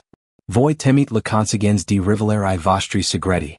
Ma sappiate questo, nascondendoli non fate altro che permettere loro di rafforzarsi. Per un lungo istante non si fu risposta. Poi, la voce di Lady Greyfield ruppe il silenzio, quasi troppo bassa per essere udita. Il suo nome era Isabella. Isabella Westbrook. Poirot corrugò la fronte mentre elaborava il nome. Non gli diceva nulla, ma era chiaro che aveva un grande significato per Lady Greyfield. Isabella Westbrook, repeat, lasciando che il nome assai sedimentis nell'aria. In che modo era coinvolta con suo marito madam? Le labbra di Lady Greyfield tremorono ed acido prima di parlar di nuovo. Era una parte del suo passato. Una donna che un tempo aveva significato tutto per lui. E poi è tornata. E quando è tornata, ha portato con sé tutti I vecchi debiti. Poirot annui rimettendo insieme I dettagli. Un'amante passata. Una pericolosa a quanto per. Era coinvolta nei problemi finanziari di suo marito?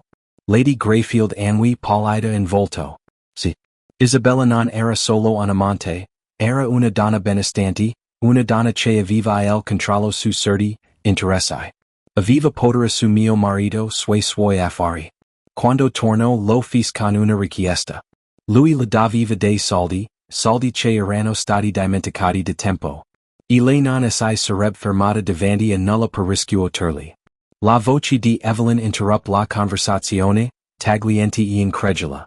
Quindi questa donna, quella che mi hai tenuto nascosta, è stata la causa del crollo di tutto? Le hai permesso di distruggere la nostra famiglia? Per soldi? Lady Greyfield guardò la figlia, con gli occhi pieni di rammarico. Ho fatto quello che ritenevo necessario, Evelyn. Non volevo che fossi coinvolta in tutto questo. Volevo proteggerti dal conseguenze degli errori di tuo padre. Poirot assai rivolse Evelyn, osservando l'emozione sul suo volto. Mademoiselle, le azioni di sua madre sono state guidate dalla paura. Paura di perder tutto ciò che lu era caro. Ma quella paura ha portata a fare cel che hanno solo complicato ulteriormente le cose.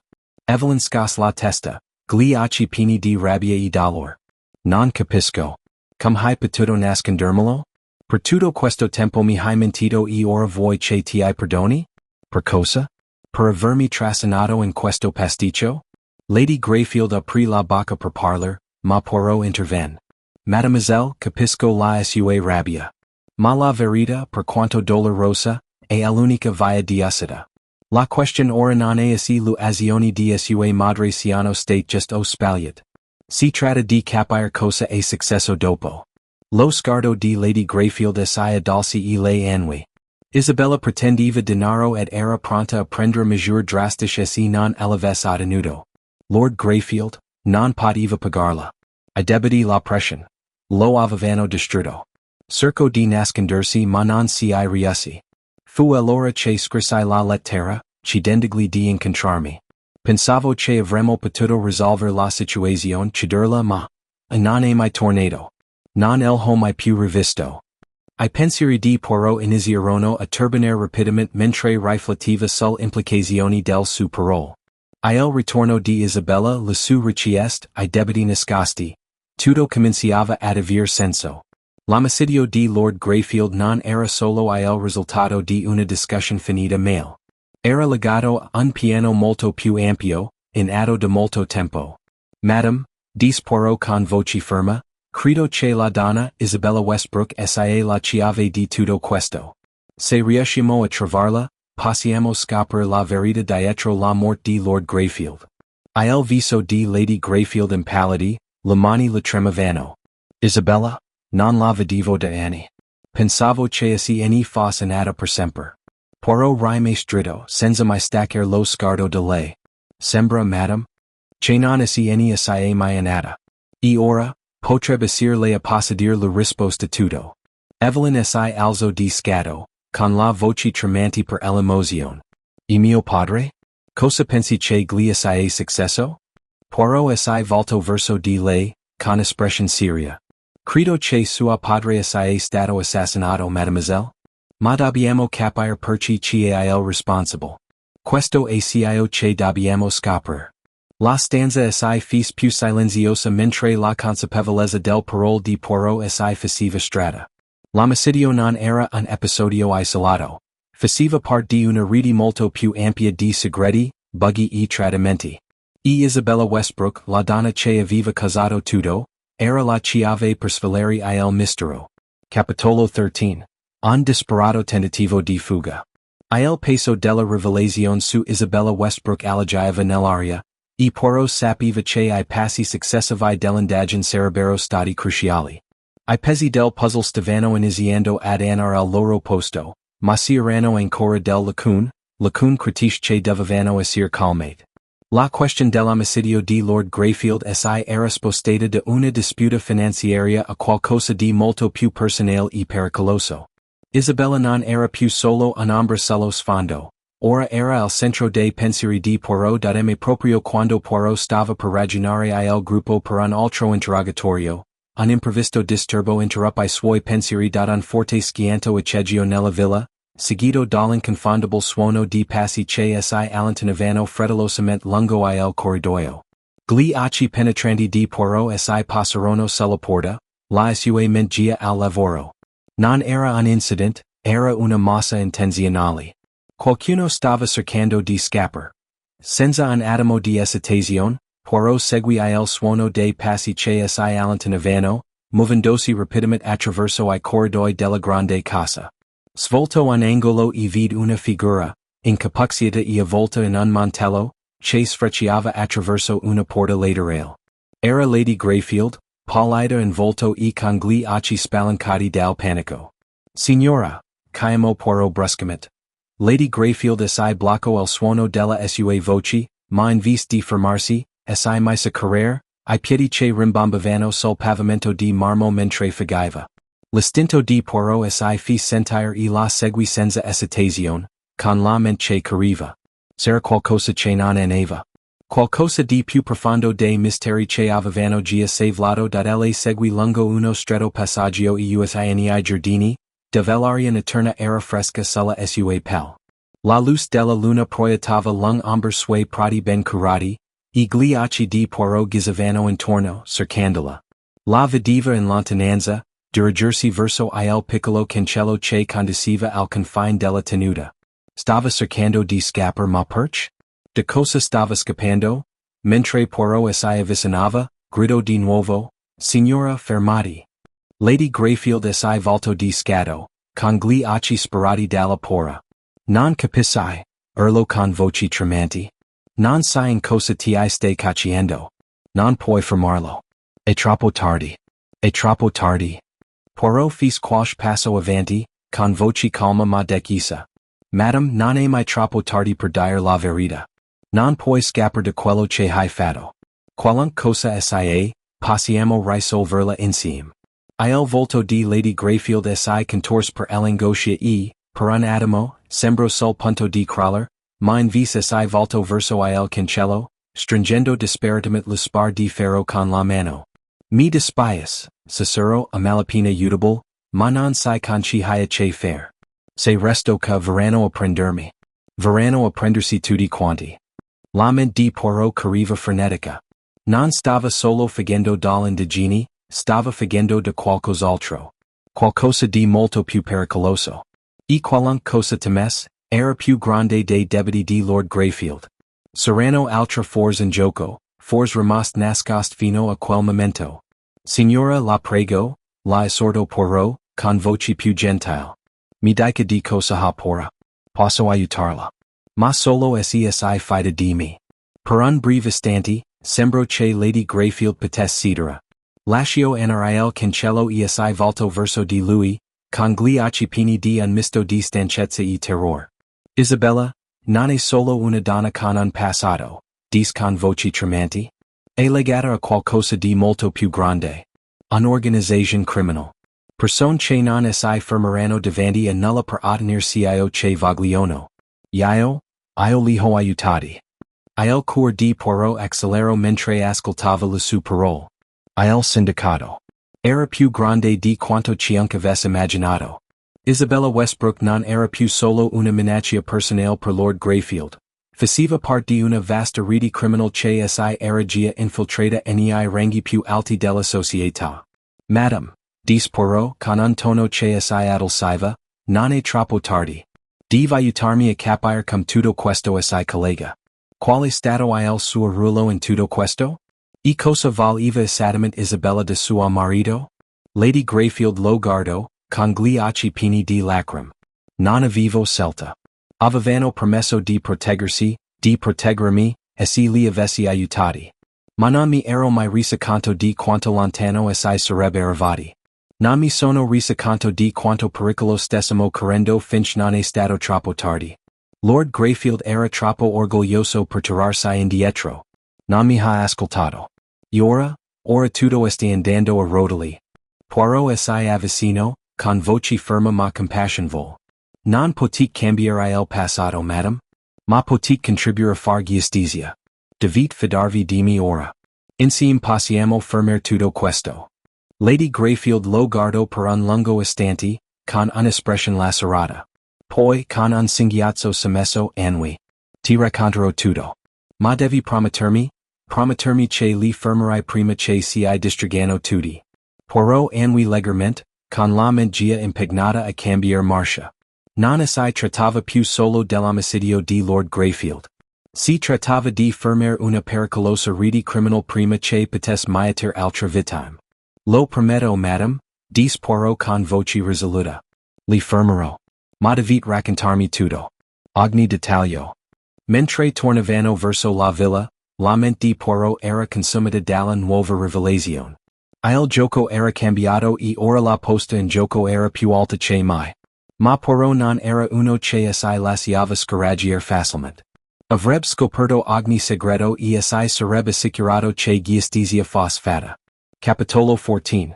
Il pezzo finale via al suo posto. Poirot aveva ricondato Lady Greyfield nella villa, con la mente che correva frenetica mentre percorrevano I corridoi scarsamente illuminati. La gravità della sua confession aveva cambiato radicalmente il corso dell'indagine. Il riferimento all'organizzazione criminal, Illinois coinvolgimento di Isabella Westbrook e il ruolo svolto da Lady Greyfield erano tutti pesi di un puzzle molto più grande. Un puzzle che Poirot era ora determinato a risolvere, a qualunque costo. Una volta entrati nello studio, Poirot chiuse con cura la porta alle loro spalle. Lady Greyfield era in piedi accanto al camino, con le mani leggermente tremanti e il viso pallido. Gli occhi penetranti di Poirot non la abbandonarono mai mentre lui si sedeva, con la postura composta di sempre. Signora, iniziò Poirot, con voce ferma ma intrisa di urgenza, capisco che non sia facile per lei. Ma ora è il momento di parlare liberamente. Ho bisogno di ogni dettaglio per quanto piccolo. Sono le cose più piccole che spesso si conducono alle verità più grandi. Lady Greyfield annui, con gli occhi bassi e le mani strette forte. Io sono stata ingenua, Poirot. Pensavo di poter proteggere la mia famiglia. Pensavo di poter tenere il passato sepolto, ma ora sta venendo tutto alla luce non c'è niente che io possa fare per impedirlo. Poirot la osservò attentamente, intuendo che quello era il momento giusto per rivelare l'intraportata dei segreti che aveva tenuto nascosti. Hai parlato di un'organizzazione criminal. Quale esattamente il loro coinvolgimento in tutto questo? E come si inserisce Isabella in tutto questo? Lady Greyfield fece un respiro profondo, riprendendosi. Il sindacato. È un gruppo di individui potenti, uomini di affari e politici, che operano tutti dietro le quinte. Gestiscono operazioni illegali, dal ricatto al contrabbando, al riciclaggio di denaro. Isabella era la loro esecutrice. Controllava I debiti le minax. Era lei a garantire che nessuno potesse tirarsi indietro dai loro accordi. Aveva potere su mio marito e lo usava per ottenersi io che voleva. E in cambio loro si prodigavano, o almeno così pensavamo. La mente di Poirot si mise a elaborare rapidamente le implicazioni del suo parole.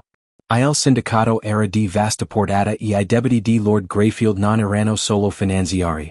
Erano legati a un mondo di corruzione e pericoli. E Isabella era stata la figura chiave nel mantenere quella presa. Ma suo marito, madame, insistette Poirot, ha tentato di restituire I legami con questa organizzazione. Ha cercato di liberarsi dalla loro morsa. E per questo che è stato ucciso. Gli occhi di Lady Greyfield si riempirono di lacrime mentre annuva. Sì, Poirot. Non poteva più vivere con il senso di colpa. Ha cercato di fare ammenda, di ripagare I debiti ma Isabella, non lo lasciava andare. Ha minacciato tutto cio che si era caro. La casa, Illinois nostro futuro, le nostre vite. E quando ha cercato di liberarsi, è diventato sacrificable per loro. Poirot sacius gli occhi mentre assimilava quest'informazioni. E l'incontro? Quello di cui hai parlato nella lettera. Dove ha avuto luogo? Perché tuo marito ne aveva così tanta paura? Lady Greyfield assido prima di parlar, con un tono di voce appena più alto di un sussurro. Doveva svolgersi nel vecchio magazzino vicino al porto. Un posto dove era nato NFA, prima ancora che lo conoscessi. Credo che sperasse che, e se li avesse affrontati direttamente, lo avrebbero lasciato andare. Ma io non potevo lasciarlo andare da solo.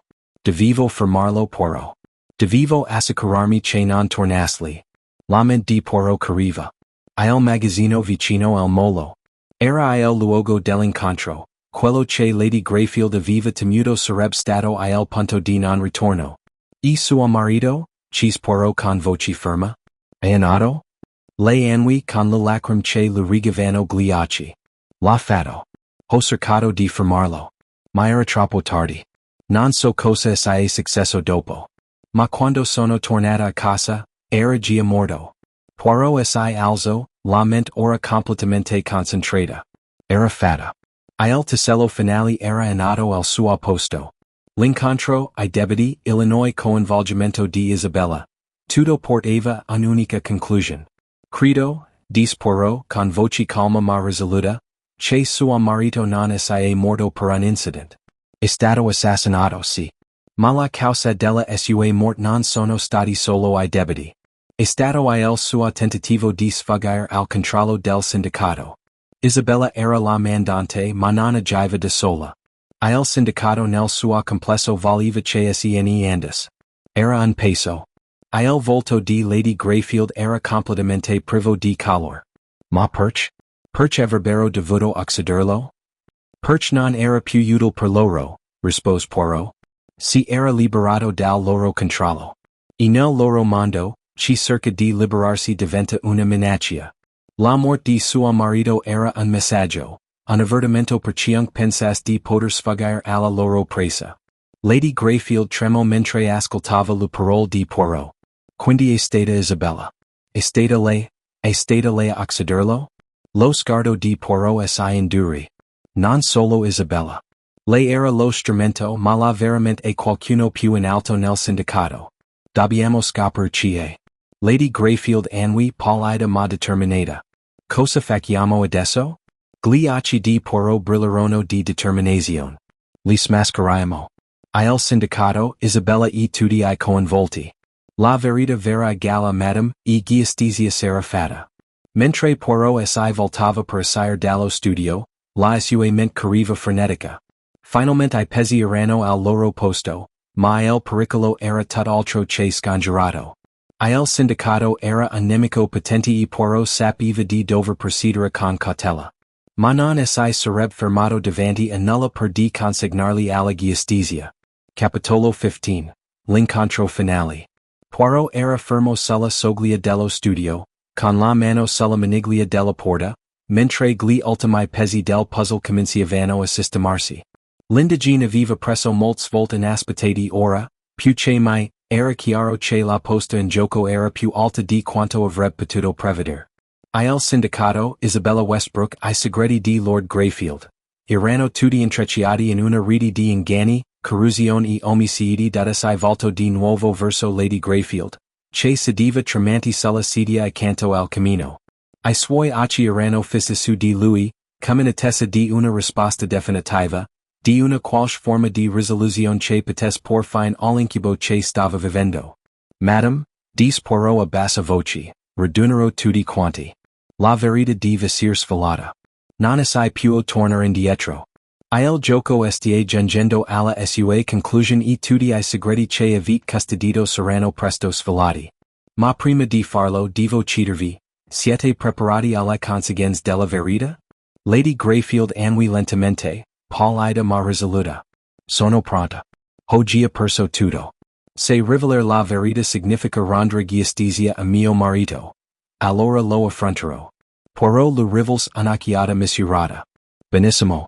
Ma devo ricordare madame, che la verità non riguarda solo lei. Rigarda tutti in questa casa.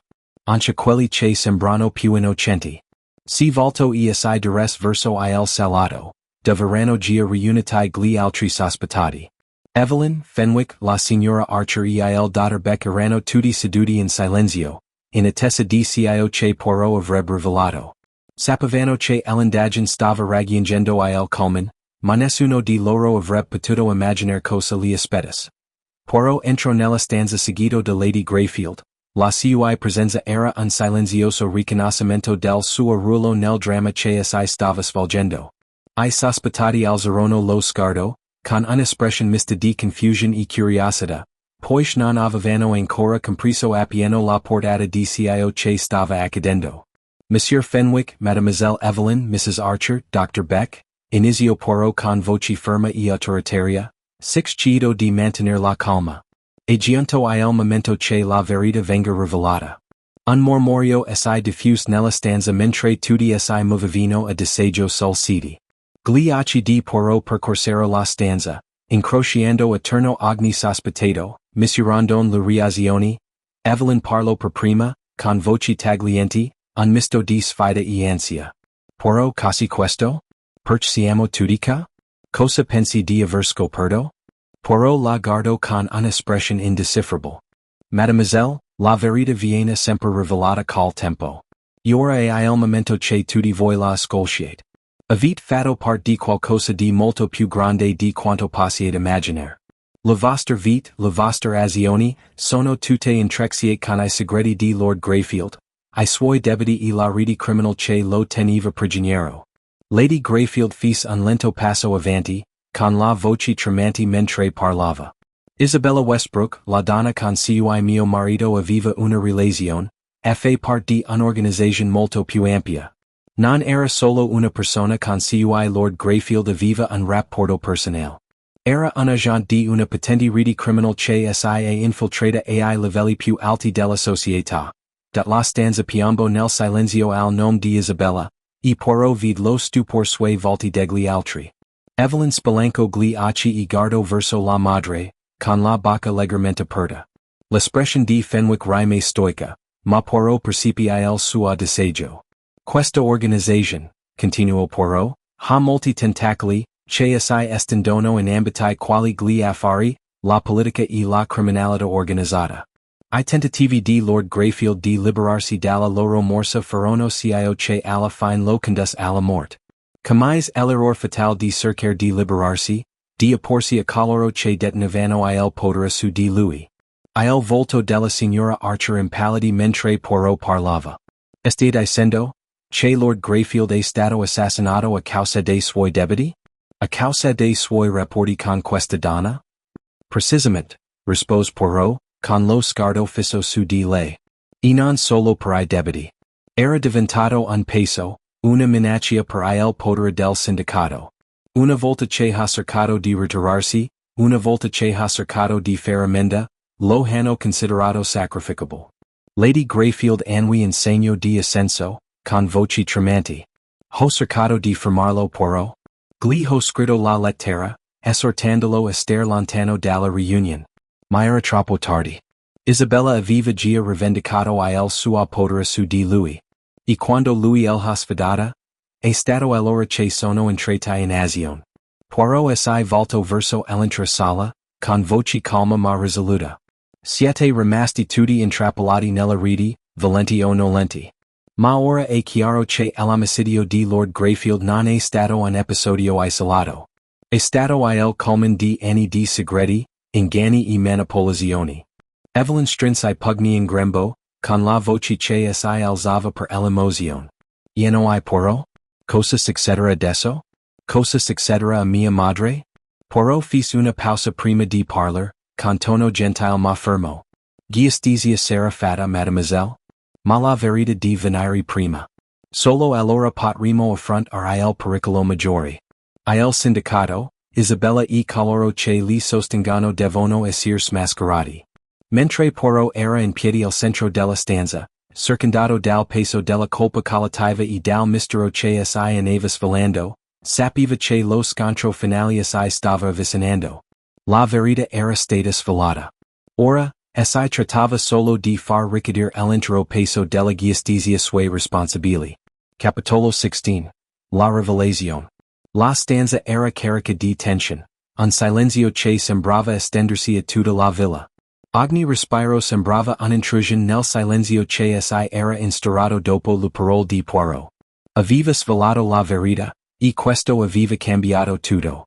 Lady Greyfield era in piedi accanto al camino, con le mani tremanti mentre guardava la figlia, che non aveva ancora assorbito appieno il peso della rivelazione.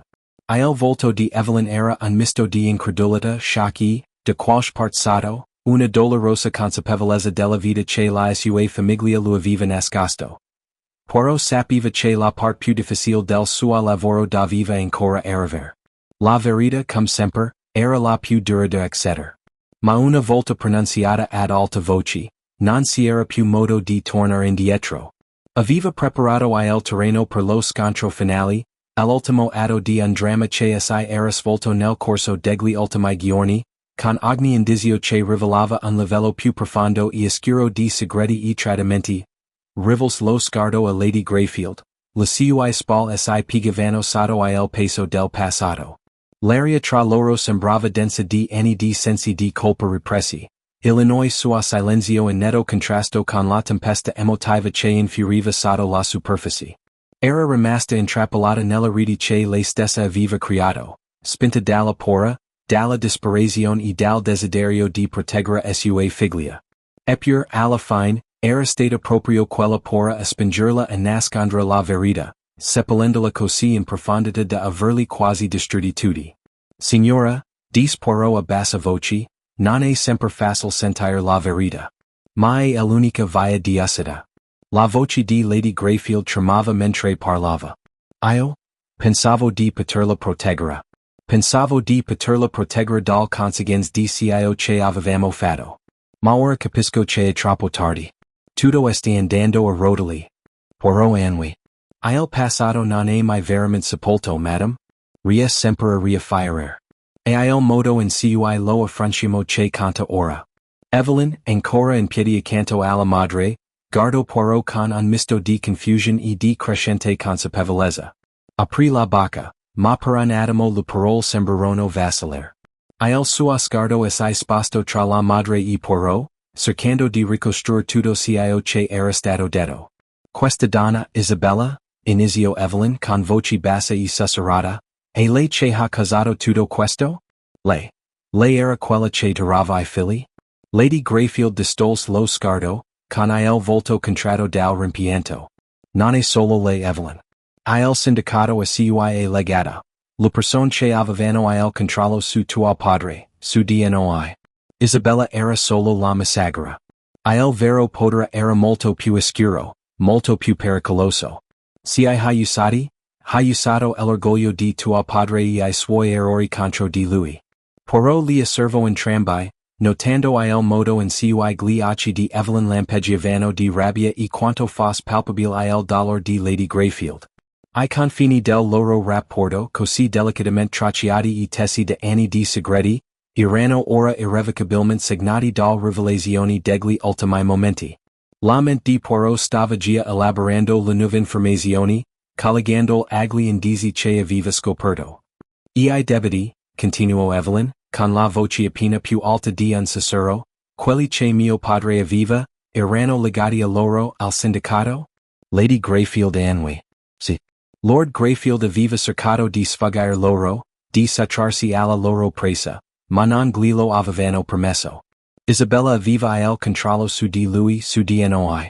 Usava il suo senso di colpa, I suoi errori passati, per tenerlo in riga. E quando ha cercato di sistemare le cose, di liberarsi, è stato allora che tutto è crollato. L'espression di Poirot si addolci leggermente mentre si avvicinava a Evelyn. Mademoiselle, suo padre non era l'unico a essere caduto nella loro morsa. Il sindacato controlla molto più che semplici finanze. Hanno potere, influenza, sul persone, sul decisioni. E non si fermeranno davanti a nulla per proteggere I loro interessi. Evelyn lo guardò, con un'espressione mista di incredulità e rabbia. Ma mio padre stava cercando di andarsene. Stava cercando di proteggersi. Perch nessuno el ha fermato? Perch nessuno el ha avvertito? Lo scardo di Poirot non vacillo mai. A volti ci dediin il potere si assicura che non sia via di uscita. Lord Greyfield era intrappolato. Mademoiselle.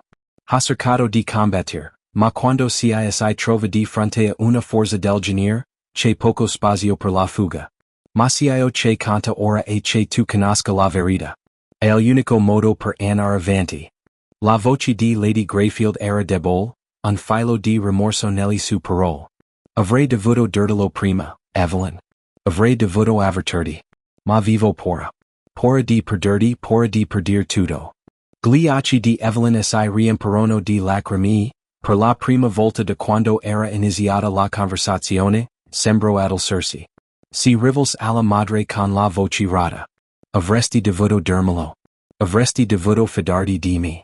Poirot si fece avanti, con voce gentile ma decisa. Mademoiselle deve capire. La pora spinge le persone faire cose che normalmente non farebbero. A nebbia il giudizio distorce la verità. Ma ora che lo è, ora che la verità è davanti a lei, è tempo di affrontarla. Non è sola in questo. Ha la forza di lottare per ciò che è giusto. Evelyn guardò sua madre, con un'espressione che oscillava tra il dolore e la determinazione. Dopo un lungo momento parlò con voce ferma. Non so se posso perdonarti per questo ma ti aiuterò. Li fermeremo. Insieme. Poirot sorrise leggermente, gli occhi pieni di una pacata comprensione. Questo è il primo passo. Il resto verrà col tempo. Si rivolse a Lady Greyfield con un tono ora più serioso. Madam, dobbiamo affrontarli. Il sindacato. Isabella deve essere assicurata alla giustizia. Ma dobbiamo essere preparati. Non si arrenderanno facilmente. Lady Greyfield annui, gli occhi scuri per il peso del passato. Lo so. Ma non scapperò più. È ora di affrontare le conseguenze. Gli occhi di Poirot brillerono di determinazione. Benissimo madam. Li affronteremo insieme. La verità è ora la nostra arma. E la useremo per por fine a tutto questo. Mentre Poirot si preparava a lasciare la stanza, I suoi pensieri correvano già avanti, pianificando I passi successivi. Lo scontro finale era imminente e nulla gli avrebbe impedito di scoprire la real portata dell'influenza del sindacato e di consegnarlo alla giustizia. Capitolo 17. Isido e giustizia. Poirot era in piedi al centro del salotto, la mente lavorava rapidamente mentre riflettiva sui prossimi passi della sua indagine. La verità era finalmente svelata. I pezzi del puzzle erano andati al loro posto e quella che un tempo sembrava una complicata rete di buggy, debiti e inganni aveva ora assunto una forma molto più chiara. Ma il gioco non era ancora finito, tutt'altro. La parte più pericolosa del mistero rimaneva ancora. Il sindacato, I criminali che avevano controllato tutto dall'ombra. Isabella Westbrook, la donna al centro di tutto, aveva manipolato Lord Greyfield e la sua famiglia, ed era giunto il momento per loro di affrontare le conseguenze del loro azioni. Lady Greyfield ed Evelyn erano in piedi accanto al camino, con un'espressione mista di trepidazione e determinazione. Entrambi avevano attraversato l'inferno negli ultimi giorni, scoprendo segreti, smascherando buggy e accettando la consapevolezza che la loro famiglia era stata parte di qualcosa di molto più oscuro di quanto entrambi avessero immaginato. Poirot lo aveva aiutato ad affrontare la verità, ma ora toccava loro agire. Mademoiselle, disse Poirot voltandosi verso entrambi. È giunto il momento. Dobbiamo affrontare il sindacato. Ho raccolto tutto ciò che mi serve per smascherarli per quello che sono veramente, ma non posso farlo da solo. Ho bisogno del vostro aiuto. Evelyn guardò Poirot con una determinazione feria negli occhi, le mani strette lungo I fianci. Siamo con te Poirot. A qualunque costo. Li affronteremo insieme.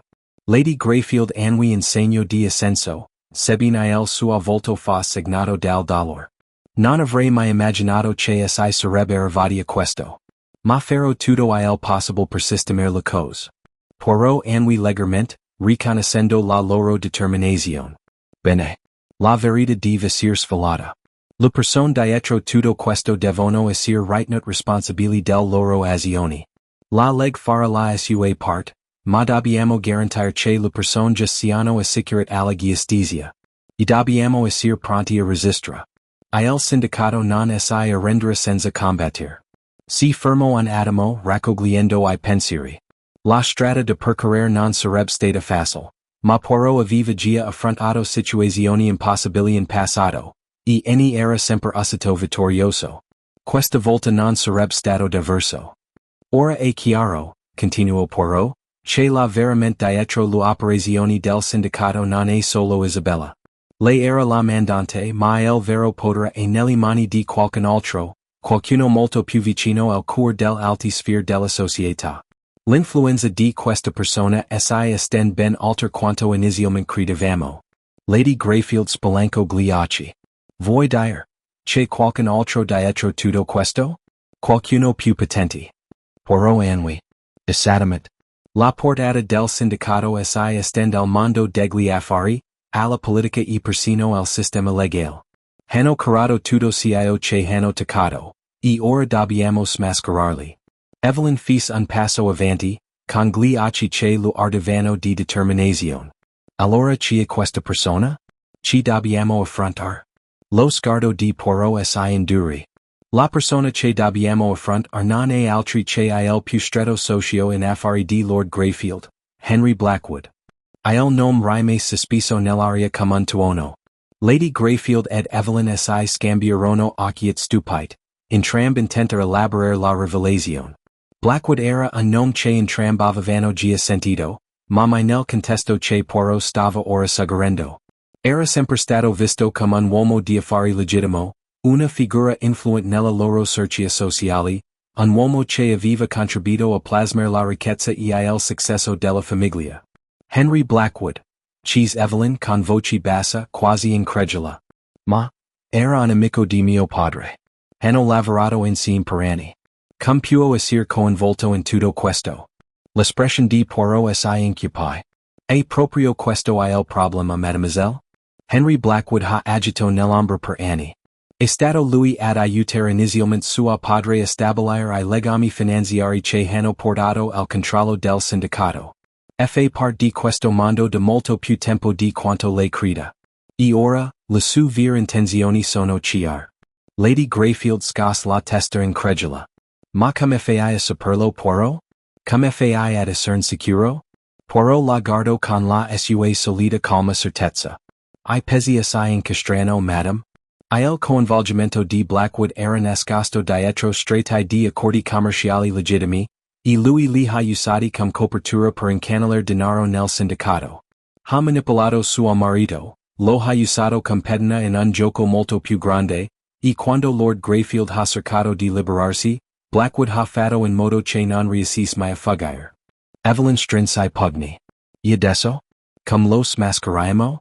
Lo sguardo di Poirot si poso sulla porta, la sua mente concentrata sulla logistica. Dobbiamo raccogliere proof, madam?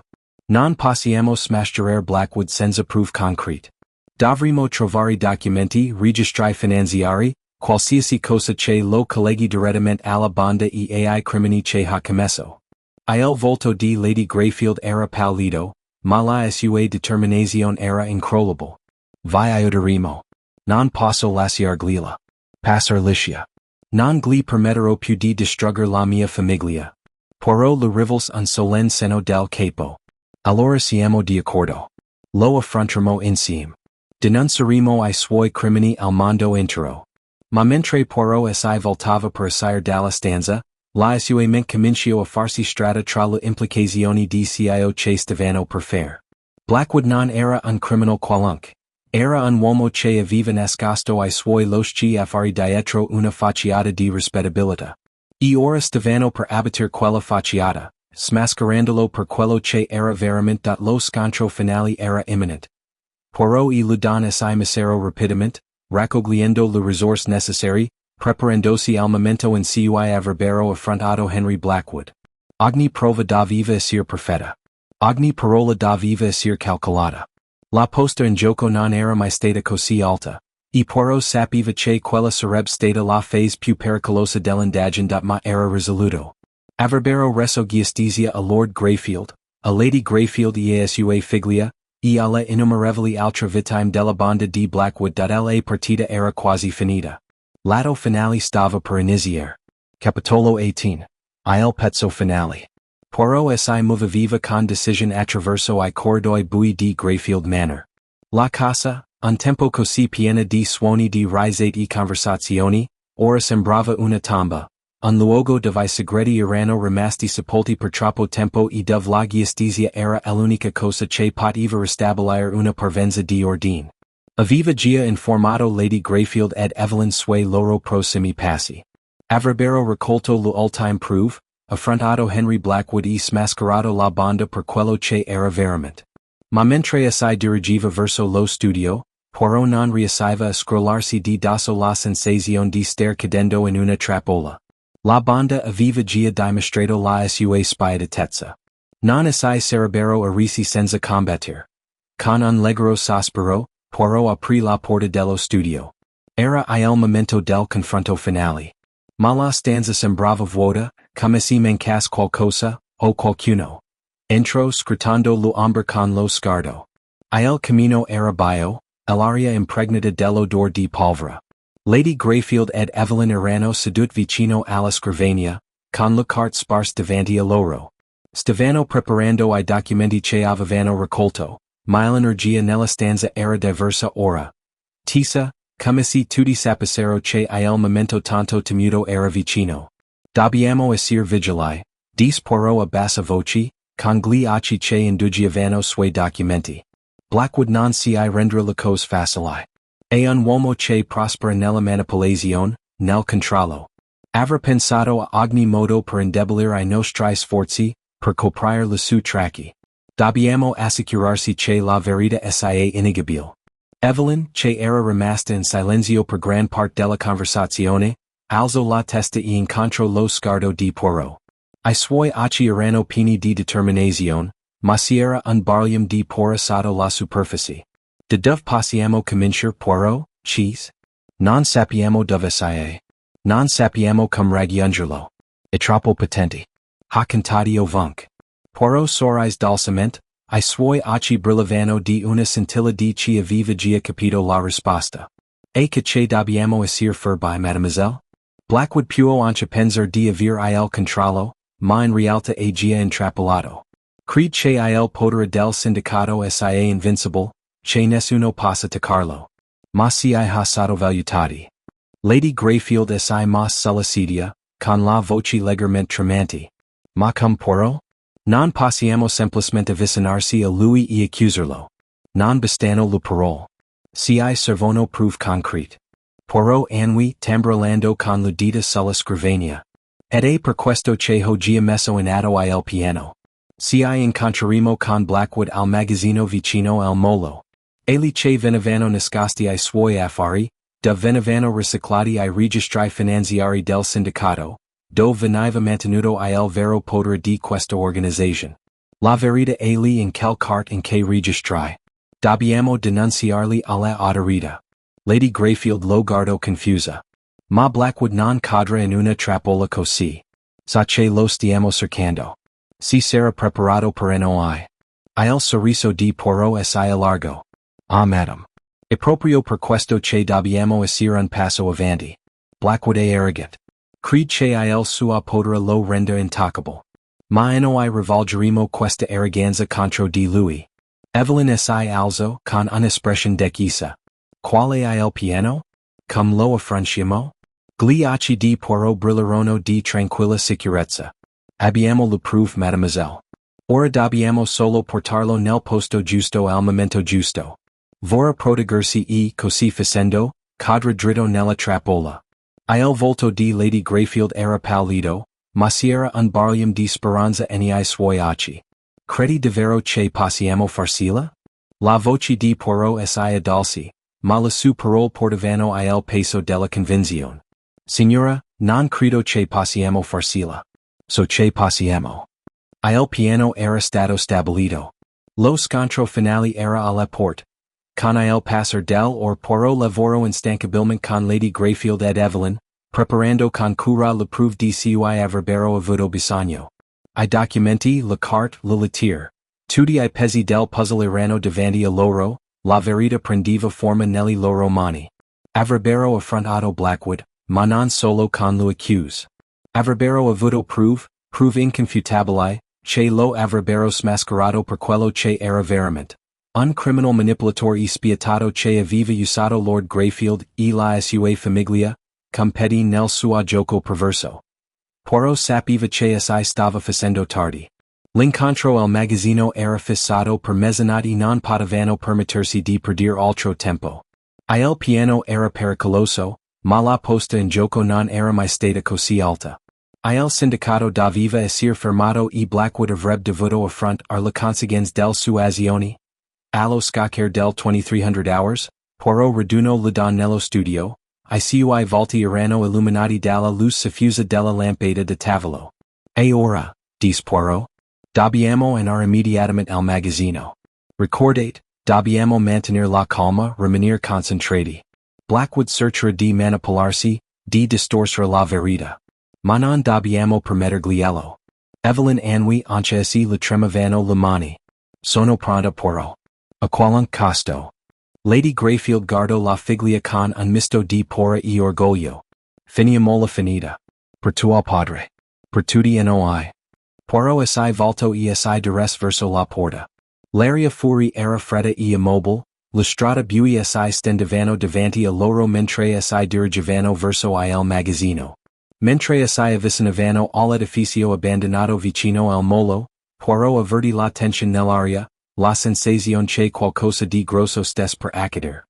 Sentiva il peso degli ultimi giorni graver su di lui, ma era risoluto. Aveva fatto la sua parte, e ora era il momento dell'atto finale. Raggiunsero il magazzino e Poirot fece segno a Lady Greyfield ed Evelyn di rimanere indietro mentre entrava. Si muoveva in silenzio, I suoi passi echeggiavano nel silenzio. L'ampio spazio bio era pieno di case ombre, I resti degli affari illeciti di Blackwood. Gli occhi di Poirot scrutavano la stanza, alla ricerca di qualsiasi segno di movimento. Sapeva che Blackwood era lì. Doveva essersi dati poi, assai udì un suono, lo scricchiolio di una porta, il noi rumor di passi strascicati. Poirot assai volto, con il cuore che gli batteva forte. Blackwood era lì. Lo scontro finale stava per iniziare. Capitolo 19. Il confronto. L'immenso magazzino sembrava più freddo che mai, mentre Poirot e stava lì, con lo sguardo che spaziava su ogni ombra. Quello spazio, abbandonato e dimenticato dai più, ora fungeva da tappa finale di un gioco pericoloso. Blackwood, l'uomo che avevano atteso, sarebbe stato smascherato lì quella notte dalle mente di Poirot era acuta e calcolatrice. Aveva studiato I movimenti di Blackwood, la sua manipolazione di Lord Greyfield e della sua famiglia. Blackwood non era solo un uomo di affari coinvolto in affari criminali, era la mente dietro una patente rete che aveva rovinato vite umane.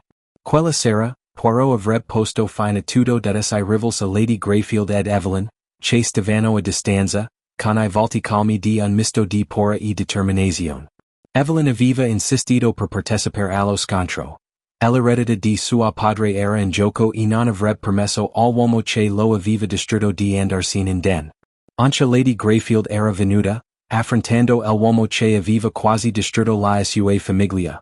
Poirot aveva ordinato loro di rimanere nascosti. Non potevano farsi vedere da Blackwood finché la trappola non fosse stata tesa dai pensieri di Poirot assai affalarono mentre udiva dei passi lenti e decisi. Sacchius gli occhi.